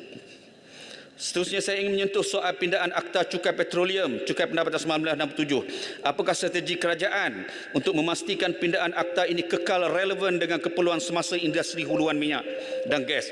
Apakah status terkini Jawatan Kuasa semakan semula Akta Petroleum Cukai Pendapatan 1967 termasuk aspek kajian mengenai insentif cukai bagi teknologi pemerangkapan, penggunaan dan penyimpanan karbon? Adakah kerajaan berhasrat mewujudkan kerangka kawal selia di dalam mengurus tadbir urus teknologi CCUS serta kajian penilaian telah dijalankan terhadap teknologi CCUS mengambil kira risiko kesihatan dan alam sekitar? Berkenaan dengan royalti petroleum, Kerajaan Persekutuan masih belum melunaskan bayaran royalti petroleum milik rakyat Terengganu secara penuh setakat Oktober 2023. Kerajaan Terengganu hanya menerima sebanyak 510 juta royalti petroleum, tak sampai separuh. Sebelum ini sepatutnya 1/5 baru terima 1/3. Bilakah Kerajaan Persekutuan akan melunaskan baki jumlah yang belum dibayar sebanyak 1 bilion kepada Kerajaan Terengganu? Dalam pada itu, Dewan Rakyat baru sahaja meluluskan Akta Tanggungjawab Fiskal tempoh hari yang memberikan satu garis panduan perundangan yang menyeluruh terhadap pengurusan fiskal kerajaan, termasuk dalam aspek pengurusan hutang dan pinjaman kerajaan. Dalam konteks pengurusan fiskal ini, saya ingin mengetahui sejauh mana kementerian telah merencana rangka kerja strategi hasil jangka sederhana serta apakah mekanisme semakan semula perbelanjaan awam telah diteliti sepenuhnya bagi memastikan suatu prinsip pengurusan fiskal yang cekap dan transparan. Terima kasih, Datuk Pengerusi. Terima kasih Yang Berhormat Kuala Terengganu. Dipersilakan Yang Berhormat Dungun. Assalamualaikum warahmatullahi taala wabarakatuh. Terima kasih Yang Pertua. Saya ingin untuk menyebutkan bahawa dalam Rang Undang-Undang Akta Keuangan nombor 2/2023 ini yang telah disebut mengandungi 14 akta pindaan yang bermula daripada akta pada tahun 1949 sehinggalah terbaru 2019. Oleh itu, kita melihat pindaan kepada 14 akta ini adalah bertujuan kerajaan ingin untuk mendapatkan tambahan wang untuk dimasukkan ke dalam akaun hasil disatukan. Ada yang bersifat cukai langsung dan cukai tidak langsung. Yang Dipertua, negara menyediakan kebajikan dan sistem bantuan keselamatan sosial, maka pembiayaan kos kesihatan, pendidikan, bantuan orang kelainan upaya, warga mas, keselamatan awam, subsidi dan lain-lain, maka perbelanjaan yang cukup besar diperlukan. Maka cukai dan hasil cukai merupakan jalan penyelesaian. Berasaskan ini, sistem cukai memainkan dua peranan. Pertama, membiayai institusi yang melindungi rakyat, tentera, polis, khidmat kesihatan, khidmat kecemasan, mahkamah dan termasuk ahli-ahli politik.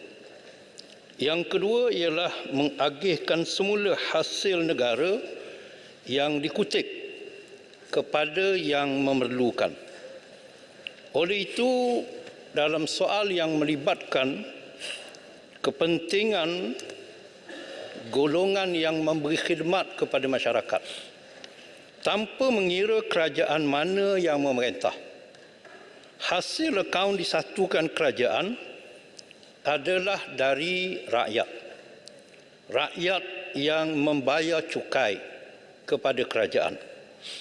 Oleh itu, kita perlu faham bukan sahaja kerajaan bincang tentang kutipan hasil, tetapi juga ialah melibatkan perbelanjaan, pengurusan dan pembangunan.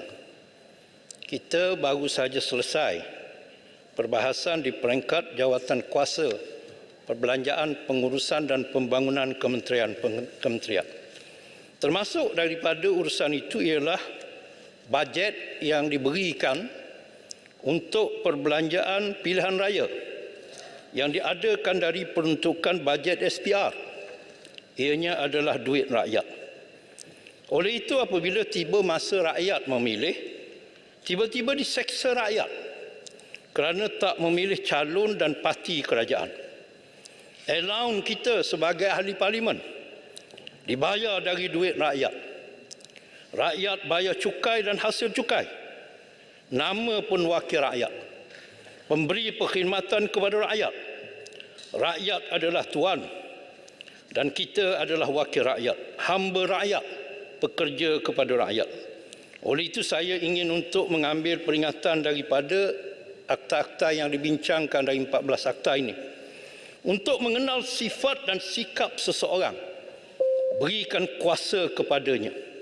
Abraham Lincoln, Presiden ke-16 United States of America, dari tahun 1861 hingga 1865 menyatakan dengan izin, "Nearly all men can stand adversity, But if you want to test a man's character, give him power. Yang bermaksud semua orang boleh tahan dalam masa kesengsaraan dan kesulitan. Tetapi jika kamu hendak mengenal sifat dan karakter seseorang, berikan kepadanya kuasa. Dulu, masa Yang Amat Berhormat Tambun menjadi Ketua Pembangkang, sentiasa meminta peruntukan yang sama rata diberikan kepada pembangkang. Sekarang, masa jadi Ketua Kerajaan, disekat peruntukan pembangkang. Ini adalah suatu perkara yang penting supaya kita faham bukan saja hasil yang kita kutip, tetapi juga mestilah pengagihan mesti sampai kepada rakyat. Terima kasih Datuk Yang di-Pertua. Terima kasih Yang Berhormat Dungun. Berikutnya dipersilakan Yang Berhormat Tanjung Karang. Assalamualaikum warahmatullahi wabarakatuh dan salam sejahtera. Terima kasih Tuan Yang di-Pertua kerana memberi peluang pada Tanjung Karang untuk turut sama membahaskan RRU Keuangan Kurungan nombor 2 2023. Yang pertamanya, Tanjung Karang ingin bertanyakan soal Akta Petroleum 1967 dalam kurungan cukai pendapatan iaitu Akta 543. Apakah strategi kerajaan untuk memastikan pindahan akta ini tetap kekal relevan dengan keperluan-keperluan semasa industri huluan minyak dan gas? Perenggan 72 dalam kurungan B bertujuan untuk meminda subsection 2 dalam kurungan 4 Akta 543 dengan menggantikan subperenggan A dalam kurungan 1 untuk memperuntukkan jika suatu perkongsian menjalankan operasi petroleum di bawah 2 atau lebih perjanjian petroleum dan kawasan-kawasan di bawah perjanjian tersebut adalah bersempadan, operasi petroleum dalam kawasan-kawasan tersebut hendaklah dikira sebagai dijalankan di bawah satu perjanjian petroleum. Jika semua anggota kepada perkongsian itu ialah pihak asal yang sama kepada perjanjian petroleum. Tanjung Karang ingin meminta penjelasan bagi kawasan bertindih Malaysia dan Thailand. Sejauh manakah penubuhan pihak berkuasa menerusi pihak berkuasa Malaysia Thailand dan kurungan MTJA telah membantu mengeksplorasikan kawasan berkenaan termasuk penganugerahan kontrak perkongsian pengeluaran di kawasan pembangunan bersama. Seterusnya, Tanjung Karang ingin menyentuh tentang jawatan kuasa semakan semula Akta Petroleum 1967 dan kurungan cukai pendapatan. Tuan Yang di-Pertua, apakah status terkini jawatan kuasa semakan semula Akta Petroleum 1967 termasuk aspek kajian mengenai insentif cukai bagi teknologi pemerangkapan, penggunaan dan penyimpanan karbon atau dengan izin Carbon Capture Utilization dan Storage, CCUS ringkasnya. Adakah kerajaan berhasrat untuk mewujudkan kerangka kawal selia dalam mengurus takbir teknologi CCUS ini? Serta adakah kajian penilaian telah dijalankan terhadap teknologi CCUS mengambil kira risiko kesihatan dan alam sekitar? Seterusnya, Tanjung Karang turut menyinggung Akta Excise 1976 iaitu Akta 176. Tuan Yang di-Pertua, sejauh manakah pengenaan cukai excise ke atas produk cecair atau gel mengandungi nikotin yang digunakan untuk rokok elektronik dan vape sejak 1 April 2023? Seterusnya, bagaimanakah mekanismenya untuk melaksanakan cadangan Kementerian Kesihatan Malaysia boleh menggunakan semula hasil cukai itu untuk mengadakan program anti tembakau dan anti nikotin? Adakah cukai 40 sen untuk 1 ml cecair nikotin ini tidak terlalu mahal bagi memastikan penggunaan cecair nikotin tidak beralih kepada pasaran gelap? Sejauh manakah pengawalan dos nikotin di dalam cecair vape kerana dos nikotin yang sangat rendah tidak boleh menyebabkan menghilangkan rasa ketagihan kepada nikotin, manakala dos yang terlalu tinggi boleh menyebabkan keracunan nikotin dan kesan sampingan yang teruk. Cecair vape bersama nikotin yang tercemar dengan berbagai bahan dan perasa boleh mengakibatkan wabak EVALI seperti mana yang telah berlaku di Amerika Syarikat baru-baru ini yang menyebabkan hampir 68 kematian dan kerosakan paru-paru yang teruk. Akhirnya, Tanjung Karang turut menyentuh Akta Cukai Perkhidmatan 2018 dalam kurungan Akta 807, Fasal 128 sehingga Fasal 138 dan 139 bertujuan untuk meminda Seksyen 13, 14, 17, 26, 26 dan kurungan A 38, 42, 56, C, 75, 81 dan Akta 807 untuk memberi ketua pengarah kuasa yang menentukan bentuk dan cara antara lain permohonan pendaftaran, pengemukaan penyata dan pembayaran cukai perkhidmatan ataupun pembayaran balik cukai perkhidmatan. Tuan Yang di-Pertua, Tanjung Karang memohon perincian mengenai implikasi kuasa kepada ketua pengarah untuk meluluskan permohonan pemotongan cukai dari penyata cukai perkhidmatan serta penyelarasan dengan peraturan-peraturan cukai perkhidmatan 2023 yang telah diwatakan pada Mei 2023. Sekian, terima kasih Yang di-Pertua. Terima kasih Yang Berhormat Tanjung Karang. Pembahasan terakhir Yang Berhormat Arau. Terima kasih Tuan Yang di-Pertua. Rakyat Malaysia, orang muda, tap screen guys, live. Saya mula dengan pantun Datuk Seri. Lompat si katak lompat, lompat hebat di desa sepetang. Bukit Gantang sudah lompat, nanti ramai yang join pembangkang. Tiada masalah.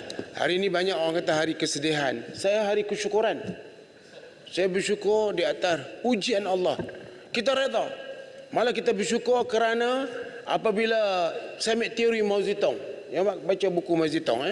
Mao Zedong kata, kalau ular ada dalam lubang tu, kita tak tahu berapa ekor. Kalau keluar seekor, kita ketok. Keluar seekor, kita ketok. Tak, kita lambat. Cari jalan supaya semua keluar. Lepas tu kita ketok semua. Jadi hari ini seekor ular telah keluar. Itu yang penghabis kot. Tadi ada lagi dah. Bagaimanapun orang-orang yang lompat itu sudah memahami keadaan sebenarnya. Sebagian besar, mungkin semua akan datang balik, insya-Allah. Tan Sri, saya dalam parlimen ni Tan Sri. Ni Datuk Sri, tekan Tan Sri lah lepas dapat Tan Sri. Lepas jadi speaker lagi. Dalam parlimen ni kita ada beberapa kumpulan yang punya ideologi dan juga pemikiran yang sama, iaitu PN dan juga UMNO. UMNO tu memperjuangkan agama bangsa tanah air. Kan dululah, sekarang ni dah undap, saya tak tahu macam mana. Tapi kami juga memperjuangkan agama bangsa tanah air. Apa pula ni cakap pasal UMNO ni? Kalau Bukit Gantang, Bukit Gantang ni permulaan Bukit Gantang pergi join UMNO, okeylah. Tapi kalau pergi join yang lain, saya ingat dia sudah silap. Dan itulah satu perbuatan yang cukup durjana. Dia tidak patut buat demikian. Saya kawan baik dia, baru kemarin duduk sembang, tiba-tiba dia boleh bertukar. Saya pun hairan. Syukur Alhamdulillah Allah tolong saya. Boleh tunjuk bahawa orang macam ini sebenarnya tidak boleh dipercayai. Dan lagi satu Yang Berhormat, ini pasal kewangan. Dia kata dia minta 30 juta kepada Timbalan Perdana Menteri. Yang sekarang ni kita tak tahu Timbalan Perdana Menteri sekarang sakit. Kalau sakit kita berdoa dia cepat sembuh. Tapi kerajaan dah beritahu lah apa status Timbalan Perdana Menteri sekarang.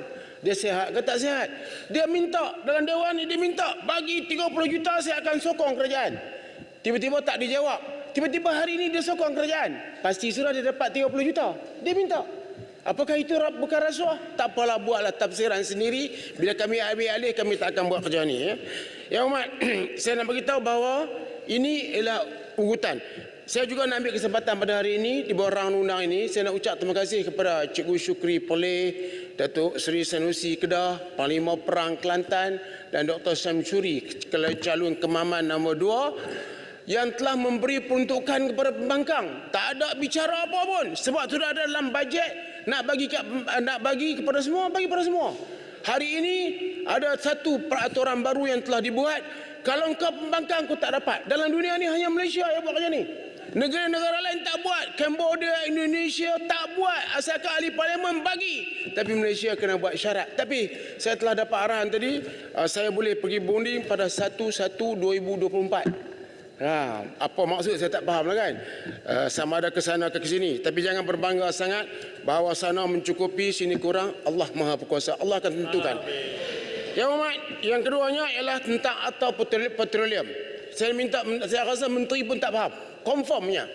Saya nak bagi tahu dalam undang-undang tanah Malaysia, semua negeri mempunyai hak di atas 3 batu nautika. Daripada 3 batu nautika sampai 200 batu nautika ialah hak ekonomi eksklusif kerajaan pusat. Jadi kalau sekiranya saya cadangkan supaya bawah batu nautika supaya kerajaan negeri dibagi 50%. Tetapi lebih 3 batu nautika kecuali Sabah Sarawak 10 batu, maka dibagi mengikut perjanjian yang dibuat. Tapi kalau sekiranya itu hak kerajaan pusat, mak kata Perlis pun layak, Kedah pun layak, semua negeri layak. Sebab apa? Ini hak kerajaan pusat. Tak payah bagi banyak-banyak lah, bagi sikit pun tak apa, asalkan tanda yang kita ni sebahagian daripada kerajaan pusat. Yang Hormat, kalau tidak, tak betul. Jadi saya tanya Perdana Menteri, apakah Akta Petroleum ni telah mengubah tentang sempadan yang telah disyaratkan di mana hak negeri dan juga di mana hak persekutuan, iaitu berhubung dengan 3 batu nautika. Akhir sekali, Tan Sri Pengerusi, saya nak cakap tajuk ini sebab kepada 21 hari bulan yang lepas, Yang Amat Berhormat Perdana Menteri kata, minggu ni hendaklah semua jabatan kerajaan mendaftar untuk IDN serta-merta minggu ni.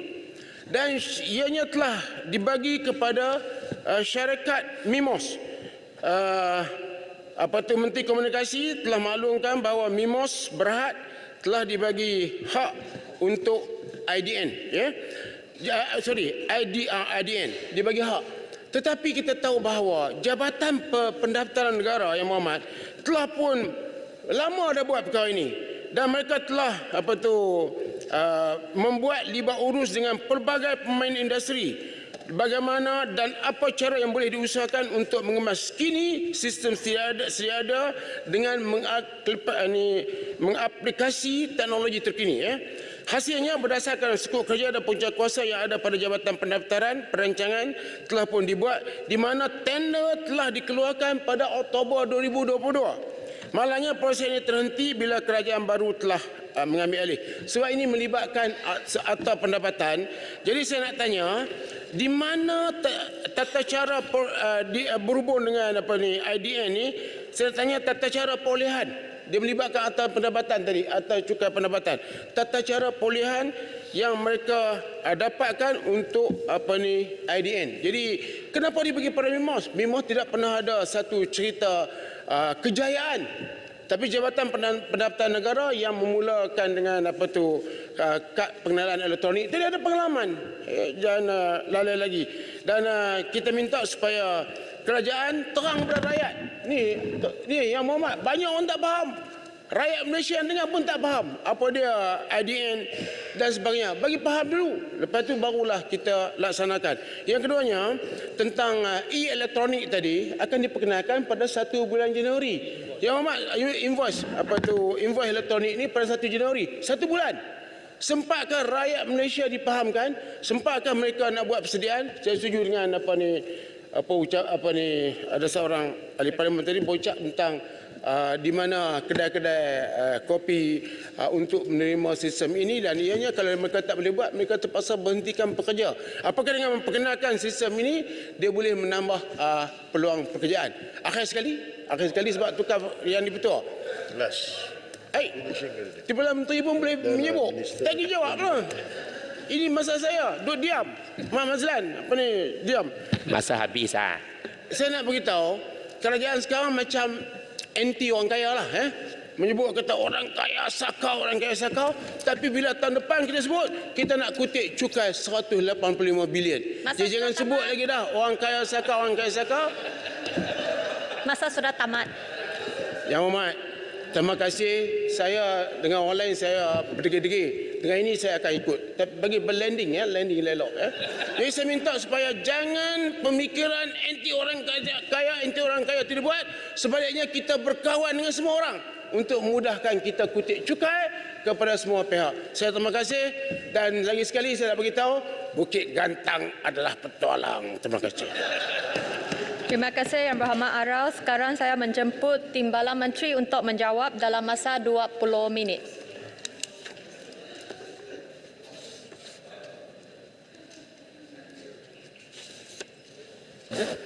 Terima kasih Tuan Ketua,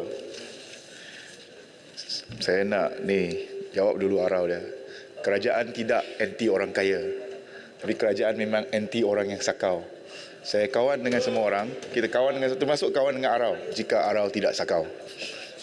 Saya jawab, terima kasih kepada semua ahli-ahli parlimen yang telah terlibat dalam perbahasan RUU ini, dan saya akan cuba untuk menjawab semua soalan. Kalau soalan tidak dapat dijawab dalam masa yang diperuntukkan, saya mohon untuk memberikan secara bertulis. Pertama sekali, sudah tentu perbahas pertama kita, YB dari Pendang, tanya tentang beberapa isu, contohnya tentang keselamatan data dan keselamatan sistem e-invoice yang juga telah dibangkitkan oleh beberapa orang ahli parlimen. Dalam aspek ini, kerajaan akan memastikan bahawa LHDN memberi keutamaan supaya data dalam sistem My Invoice itu sentiasa terjamin dari segi keselamatan melalui pematuhan terhadap dasar keselamatan ICT, LHDN dan surat perkeliling, garis panduan pengurusan maklumat melalui perkomputeran awan ataupun cloud computing dalam perkhidmatan awam, serta garis-garis panduan dasar dan perkeliling tentang keselamatan ICE kerajaan yang berkuat kuasa. Kita juga akan mengambil piawaian industri standard dengan izin untuk memastikan faktor keselamatan terpelihara. Sebenarnya pelaksanaan e-invoice ini merupakan satu mekanisme untuk meningkatkan pematuhan cukai, terutamanya dari segi menutup kelompangan yang wujud dengan sistem sekarang. Langkah ini akan memberikan pelbagai manfaat. Ini juga ditanya kepada kerajaan, kepada pentadbir cukai dan juga kepada perniagaan, terutamanya dari segi meningkatkan kecekapan perniagaan, dari segi pelaporan, dari segi pengurusan dokumen-dokumen kewangan, pelaporan cukai dan sebagainya, dan sekaligus membantu untuk menangani masalah ekonomi bayangan ataupun shadow economy dengan izin. Selaras dengan pelaksanaan e-invoice dan TIN yang menyalurkan data invoice secara real time, dia dapat meningkatkan kecekapan pengesanan trend aktiviti ekonomi, analisa risiko, fokus audit siasatan secara lebih tepat dengan keberhasilan, supaya dapat keberhasilan yang lebih tinggi. Langkah ini, e-invoice ini kita berharap yang dirancang ini akan mendatangkan hasil lebih kurang ataupun melalui langkah-langkah e-invoice bersamaan dengan langkah-langkah untuk melaksanakan pencukaian yang lebih efektif dan berkesan, maka pada tahun depan kerajaan mensasarkan ada kutipan tambahan sebanyak lebih kurang 2 bilion ringgit. Nah, ini hanya untuk fasa pertama, di mana hanya lebih kurang 5,000 syarikat yang mempunyai pendapatan dan hasil jualan setahun lebih daripada RM1 juta. Dan saya nak juga menjawab tadi apa yang dibangkitkan oleh Arau dan beberapa orang yang lain. Dia sebenarnya bukan dilaksanakan pada bulan Januari ini berkuat kuasa, dan kita akan laksanakan projek perintis ataupun piloting, percubaan dengan beberapa syarikat secara sukarela. Pelaksanaan secara mutlak untuk syarikat dengan hasil ataupun jualan 100 juta setahun akan bermula bulan Ogos. Jadi kita ada masa beberapa bulan lagi, dan sebelum ini LHDN sudah pun sebenarnya melakukan pelbagai sesi libat urus. Sistem e-invoice ini bukan satu sistem yang baru, dah banyak digunakan di negara-negara lain, dan kita yakin bahawa dengan masa yang ada, dengan sesi libat urus yang telah pernah dilakukan, kita mempunyai masa yang secukupnya untuk memastikan kelancaran sistem ini. Shadow economy juga satu isu yang banyak dibangkitkan. Untuk makluman, laporan daripada Economic Outlook pada tahun 2021 telah menunjukkan bahawa saiz shadow economy Malaysia telah menunjukkan kadar penurunan.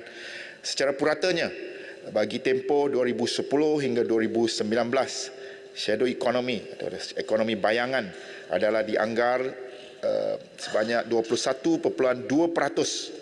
Ya, kalau banding dengan 10 tahun yang sebelumnya, tahun 2000 sehingga 2009, saiz ekonomi bayangan adalah lebih kurang 30.2% berbanding dengan KDNK. Duanya, isu yang juga dibangkitkan oleh Pendang dan ahli-ahli yang lain tentang GMT ataupun Global Minimum Tax. Global Minimum Tax ini sebenarnya kita merupakan satu mekanisme peringkat antarabangsa dari segi amalan terbaik tentang percukaian. Tak kiralah dia tidak ada apa-apa konspirasi kenapa kita buat bersama dengan UK. Malah ada beberapa buah negara lain yang turut melaksanakan GMT ini. Dan pelaksanaan ini adalah berdasarkan prinsip common approach ataupun pendekatan yang selari, setara, di mana setiap negara mempunyai hak untuk memutuskan tarikh pelaksanaan GMT. Malaysia akan melaksanakan GMT di bawah Globe Rules ini mulai tahun 2025 bagi memberikan masa kepada pihak industri untuk bersiap sedia dan membolehkan kerajaan memantau kesan GMT kepada negara yang sudah pun melaksanakannya. Sudah pun ada negara-negara yang melaksanakan dasar GMT ini pada tahun ini terutamanya. Untuk makluman Dewan Yang Mulia ini, selain Malaysia, negara-negara lain di rantau ini yang bakar melaksanakan GMT pada tahun 2025 termasuk negara tetangga kita, Singapura, Thailand, juga Hong Kong. Untuk YB Segamat yang telah membangkitkan isu justifikasi pemansuhan tempoh 120 hari dalam Akta Cukai Perkhidmatan 2018 dan lain-lain Akta Cukai tidak langsung, saya telah jelaskan. Sebenarnya keperluan ataupun peruntukan berkaitan 120 hari ini adalah untuk mendapatkan pengesahan dan kita memansuhkan keperluan ini untuk memudahkan pentadbiran cukai. Sebab undang-undang yang sedia ada memberikan kuasa kepada menteri untuk menetapkan kadar cukai contohnya, dan kertas statut juga akan dibentang ataupun lay dengan izin dalam Dewan Yang Mulia ini untuk memberitahu tentang perubahan contohnya pada kadar cukai. Jadi Dewan ini masih mempunyai peluang untuk menyertai ataupun membahaskan apa-apa yang terkandung dalam kertas statut. Apa yang kita masukkan ialah 120 hari selepas pembentangan ataupun the laying dengan izin of kertas statut kena diberikan sekali lagi, dibentang sekali lagi dalam risalat. Proses kedua itu kita masukkan demi untuk memudahkan pentadbiran cukai. Tentang isu cukai pelancongan, maksud pengendali perkhidmatan bercukai dari juga dibangkitkan oleh Segamat dalam perundangan Akta Cukai Pelancongan. Pihak yang menentukan pengendali perkhidmatan bercukai atau dengan kata mudah operator hotel adalah Menteri Kewangan. Pindaan yang dibuat ke atas akta tersebut hanyalah berkaitan dengan prescribed form dengan izin, di mana borang-borang yang akan digunakan dalam operasi cukai tersebut akan ditentukan oleh Ketua Pengarah Kastam. Tiada keperluan lagi untuk dibuat melalui peraturan. Langkah ini sebenarnya juga untuk memudahkan proses pentadbiran, terutamanya jika ada keperluan untuk membuat pindaan kepada borang-borang yang diguna pakai. Habis Segamat juga cadangkan tentang layanan percukaian perbelanjaan pemeriksaan rawatan pergigian dikecualikan kepada perokok. Buat masa ini tidak ada diskriminasi terhadap perokok. Dia boleh dituntut tak kira sama ada pembayar cukai itu merupakan perokok atau tidak. Dan juga cadangan untuk memperluaskan pengecualian cukai rawatan pergigian kepada ibu bapa. Sebenarnya pembayar cukai juga boleh klaim ataupun tuntut pelepasan cukai rawatan pergigian mulai tahun depan dengan hak nilai sebanyak RM1,000. YB Bacok telah membangkitkan beberapa isu dan cuba untuk pertama sekali tentang mekanisme e-invoice. Beberapa hasil tambahan saya dah jawab tentang hasil tambahan tu lebih kurang 2 bilion ringgit.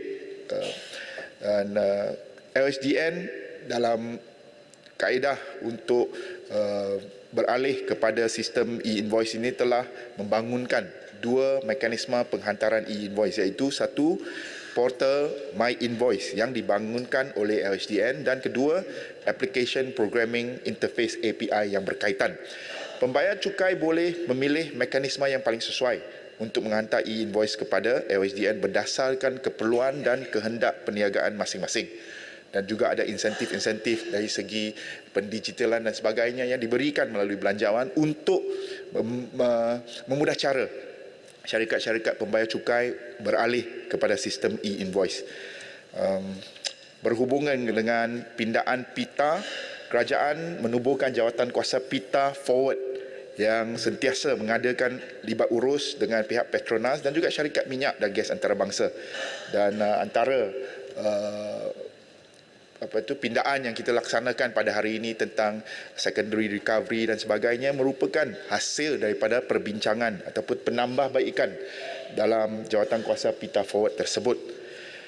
Industri vape, saya ucapkan terima kasih atas apa yang telah dibangkitkan itu. Kerajaan sebenarnya sedang merangka kawal selia industri melalui undang-undang ataupun undang-undang kawalan produk merokok yang sedang digubal oleh Kementerian Kesihatan yang telah baru diumumkan itu. Jumlah kutipan duty excise ke atas cecair nikotin saya akan kemukakan secara bertulis kepada YB Bachok. Duty excise ke atas kenderaan. YB Bachok ingat sebab ini merupakan manifesto Pakatan Rakyat pada PRU ke-13. Masa itu PAS bersama dengan DAP. Tapi tidak disebut dalam manifesto Pakatan Harapan. Sebaliknya disebut dalam manifesto YB Bachok dalam PRU 14 di bawah gagasan sejahtera. Jadi buat masa ini kerajaan tidak mempunyai hasrat untuk memansuhkan kenaan duty excise ke atas kenderaan. Ini seterusnya oleh YB Tuaran yang bercakap sudah tentu pasar hak rakyat Sabah.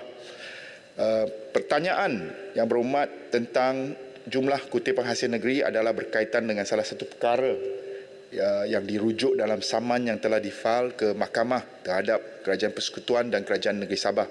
Justru saya tidak dapat memberikan ulasan atau jawapan atas dasar subjudis ke atas kes mahkamah tersebut.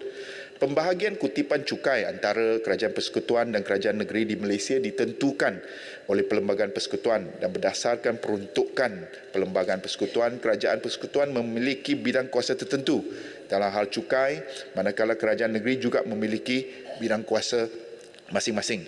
Secara umumnya, kerajaan bertanggungjawab untuk kutip cukai yang dikenali sebagai cukai-cukai persekutuan seperti cukai pendapatan individu dan korporat, cukai jualan, cukai perkhidmatan dan cukai import. Hasil daripada cukai-cukai ini digunakan untuk membiayai perbelanjaan awam dan perkara-perkara yang berkaitan dengan persekutuan.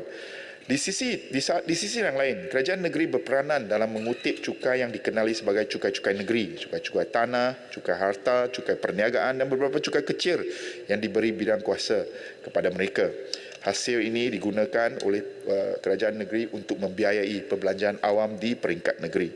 Walaupun terdapat pembahagian bidang kuasa ini, kerajaan persekutuan dan kerajaan negeri bekerjasama dalam beberapa hal untuk memastikan keselarasan dan koordinasi dalam sistem cukai.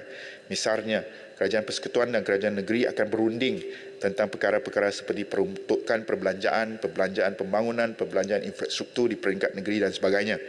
Pembahagian kutipan cukai antara kerajaan persekutuan dan kerajaan negeri adalah penting untuk memastikan sumber kewangan yang mencukupi bagi kedua-dua entiti kerajaan tersebut untuk melaksanakan tanggungjawab mereka dalam menyediakan perkhidmatan awam dan pembangunan di Malaysia.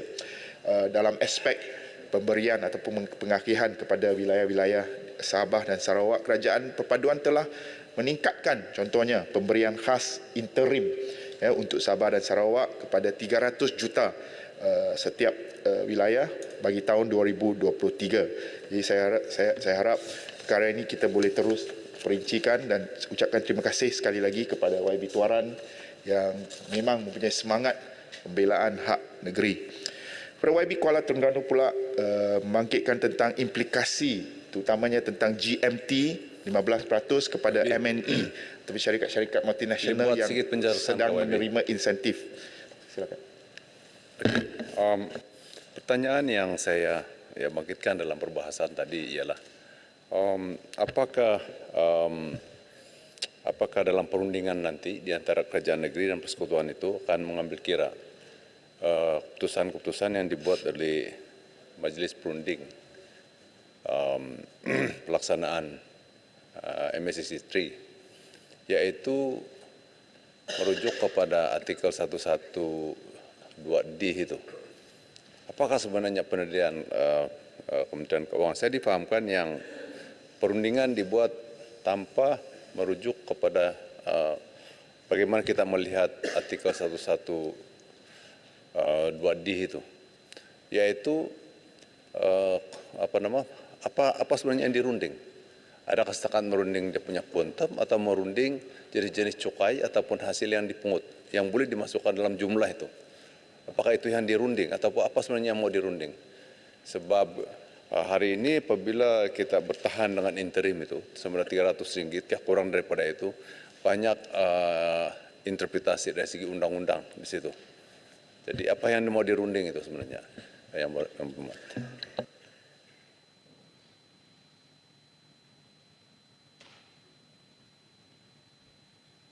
Terima kasih kepada YB Tuaran.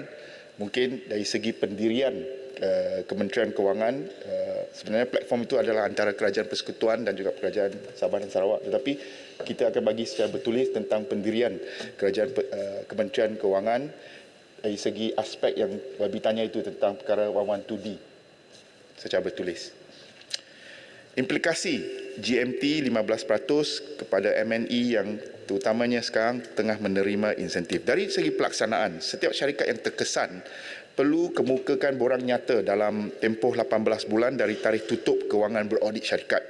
Pada masa ini, MOF ataupun Kementerian Kewangan sedang memuktamadkan kajian tentang kesan pelaksanaan GMT di Malaysia, termasuklah kesan kepada insentif sedia ada, anggaran dan juga anggaran hasil yang bakal diperoleh dalam pelaksanaan GMT ini.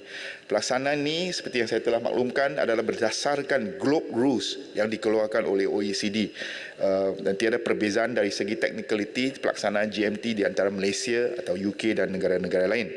Dari segi impak terhadap insentif percukaian yang ditawarkan oleh Malaysia apabila GMT dilaksanakan, GMT hanya terpakai ke atas MNE yang mempunyai pendapatan global tahunan kumpulan syarikat sebanyak euro ataupun 750 juta euro setahun untuk 2 tahun kewangan. Kumpulan syarikat yang tidak mencapai nilai ambang tersebut tidak akan tertakluk kepada kenaan cukai GMT 15% di bawah Pillar 2 dalam hal ini. Oleh itu, insentif sedia ada masih boleh ditawarkan oleh Malaysia kepada MNE yang mempunyai pendapatan global tahunan kurang daripada 750 juta euro itu. Manakala syarikat-syarikat yang tertakluk kepada kenaan skop GMT, Kementerian Kewangan sedang mengkaji insentif sedia ada bagi memastikan kekal relevan untuk menarik pelabur langsung asing ke Malaysia dan pada masa yang sama memenuhi kehendak piawaian percukaian antarabangsa. Untuk makluman Dewan Yang Mulia ini, kalau kita gagal ataupun tidak melaksanakan GMT, maka negara yang melaksanakan GMT mereka berhak untuk mengutip top up tax kepada nilai 15%. Contohnya kalau kita tidak mengenakan cukai 0% kepada syarikat yang tertakluk pada cukai GMT itu, maka negara asal syarikat tersebut boleh mengenakan cukai 15% tersebut ke atas syarikat itu. Ini bermaksud negara kita akan kehilangan hasil cukai jika kita gagal untuk observe dengan izin pelaksanaan GMT. Kepada YB Taiping tentang salah satu inisiatif baru iaitu pengenalan e-invoice, tadi saya dah jawab agak panjang.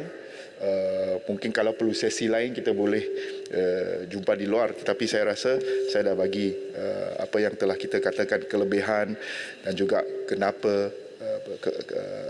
kita melaksanakan e-invoice, bila nak laksanakan, bukan 1 Januari berkuat kuasa, tetapi kita akan melaksanakan projek rintis ataupun pilot project pada 1 Januari. Jadi tidak wajib, secara sukarela beberapa syarikat telah menawarkan diri untuk terlibat sama dan kita hanya mewajibkannya bermula Ogos tahun depan dengan syarikat yang mempunyai hasil dan jualan tahunan lebih 100 juta setahun. itu pun lebih kurang 5,000 syarikat.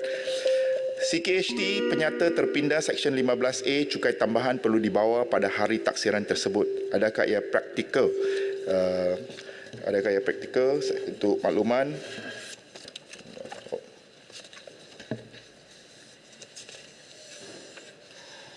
berdasarkan pindaan seksyen tersebut, borang nyata terpindah dikemukakan oleh pembayar cukai sendiri dalam tempoh 6 bulan dari tempoh genap masa pengemukaan penyata asar. Jadi pembayar cukai perlu membuat bayaran balik sebaik saja borang nyata terpindah dikemukakan. Anggaran hasil kerajaan bagi pengenaan duty stamp 4% kepada bukan warga negara pula adalah sebanyak lebih kurang 70 juta setahun, dan pengecualian duty stamp sepenuhnya diberikan ke atas surat cara pindah milik dan perjanjian pinjaman bagi pembelian rumah kediaman pertama sehingga RM500,000 mulai 1 Januari 2021 hingga 31 Disember tahun 2025. Selain itu, melalui belanjawan 2023 juga kerajaan telah mengumumkan bahawa pengecualian duty stamp sepenuhnya diberi ke atas surat cara pindah milik dan perjanjian pinjaman bagi pembelian rumah kediaman pertama bernilai tidak melebihi RM500,000 akan diteruskan. Okey. Pengecualian RM10 itu untuk beneficiary harta pusaka terpakai kepada bukan warga negara, dan peruntukan ini tidak menghadkan sama ada beneficiary warga negara atau tidak selagi mana nama beneficiary itu ada dalam senarai pewaris harta si mati di bawah estate yang sama. Ya, sistem taksir sendiri peruntukan akta membenarkan semakan semula dibuat oleh pembayar cukai. Selaras dengan pelaksanaan sistem taksir sendiri, pembayar cukai perlu membuat pengiraan sendiri bagi mengira CKHT. Pembayar cukai perlu membuat pengiraan CKHT berdasarkan kepada harga pelupusan dan harga pemerolehan beserta perbelanjaan sebenar yang dikemukakan. Rekod dokumen sokongan perlu disimpan dalam tempoh 7 tahun daripada tarikh taksiran, dan pembayar cukai boleh merujuk pada garis panduan CKHT yang sedia ada. Yang Berhormat Timbalan Menteri, masih banyak lagi. Bagi seminit lah mungkin saya cuba untuk jawab sebanyak yang boleh dalam seminit. Kalau tidak, saya akan bagi dalam jawapan bertulis.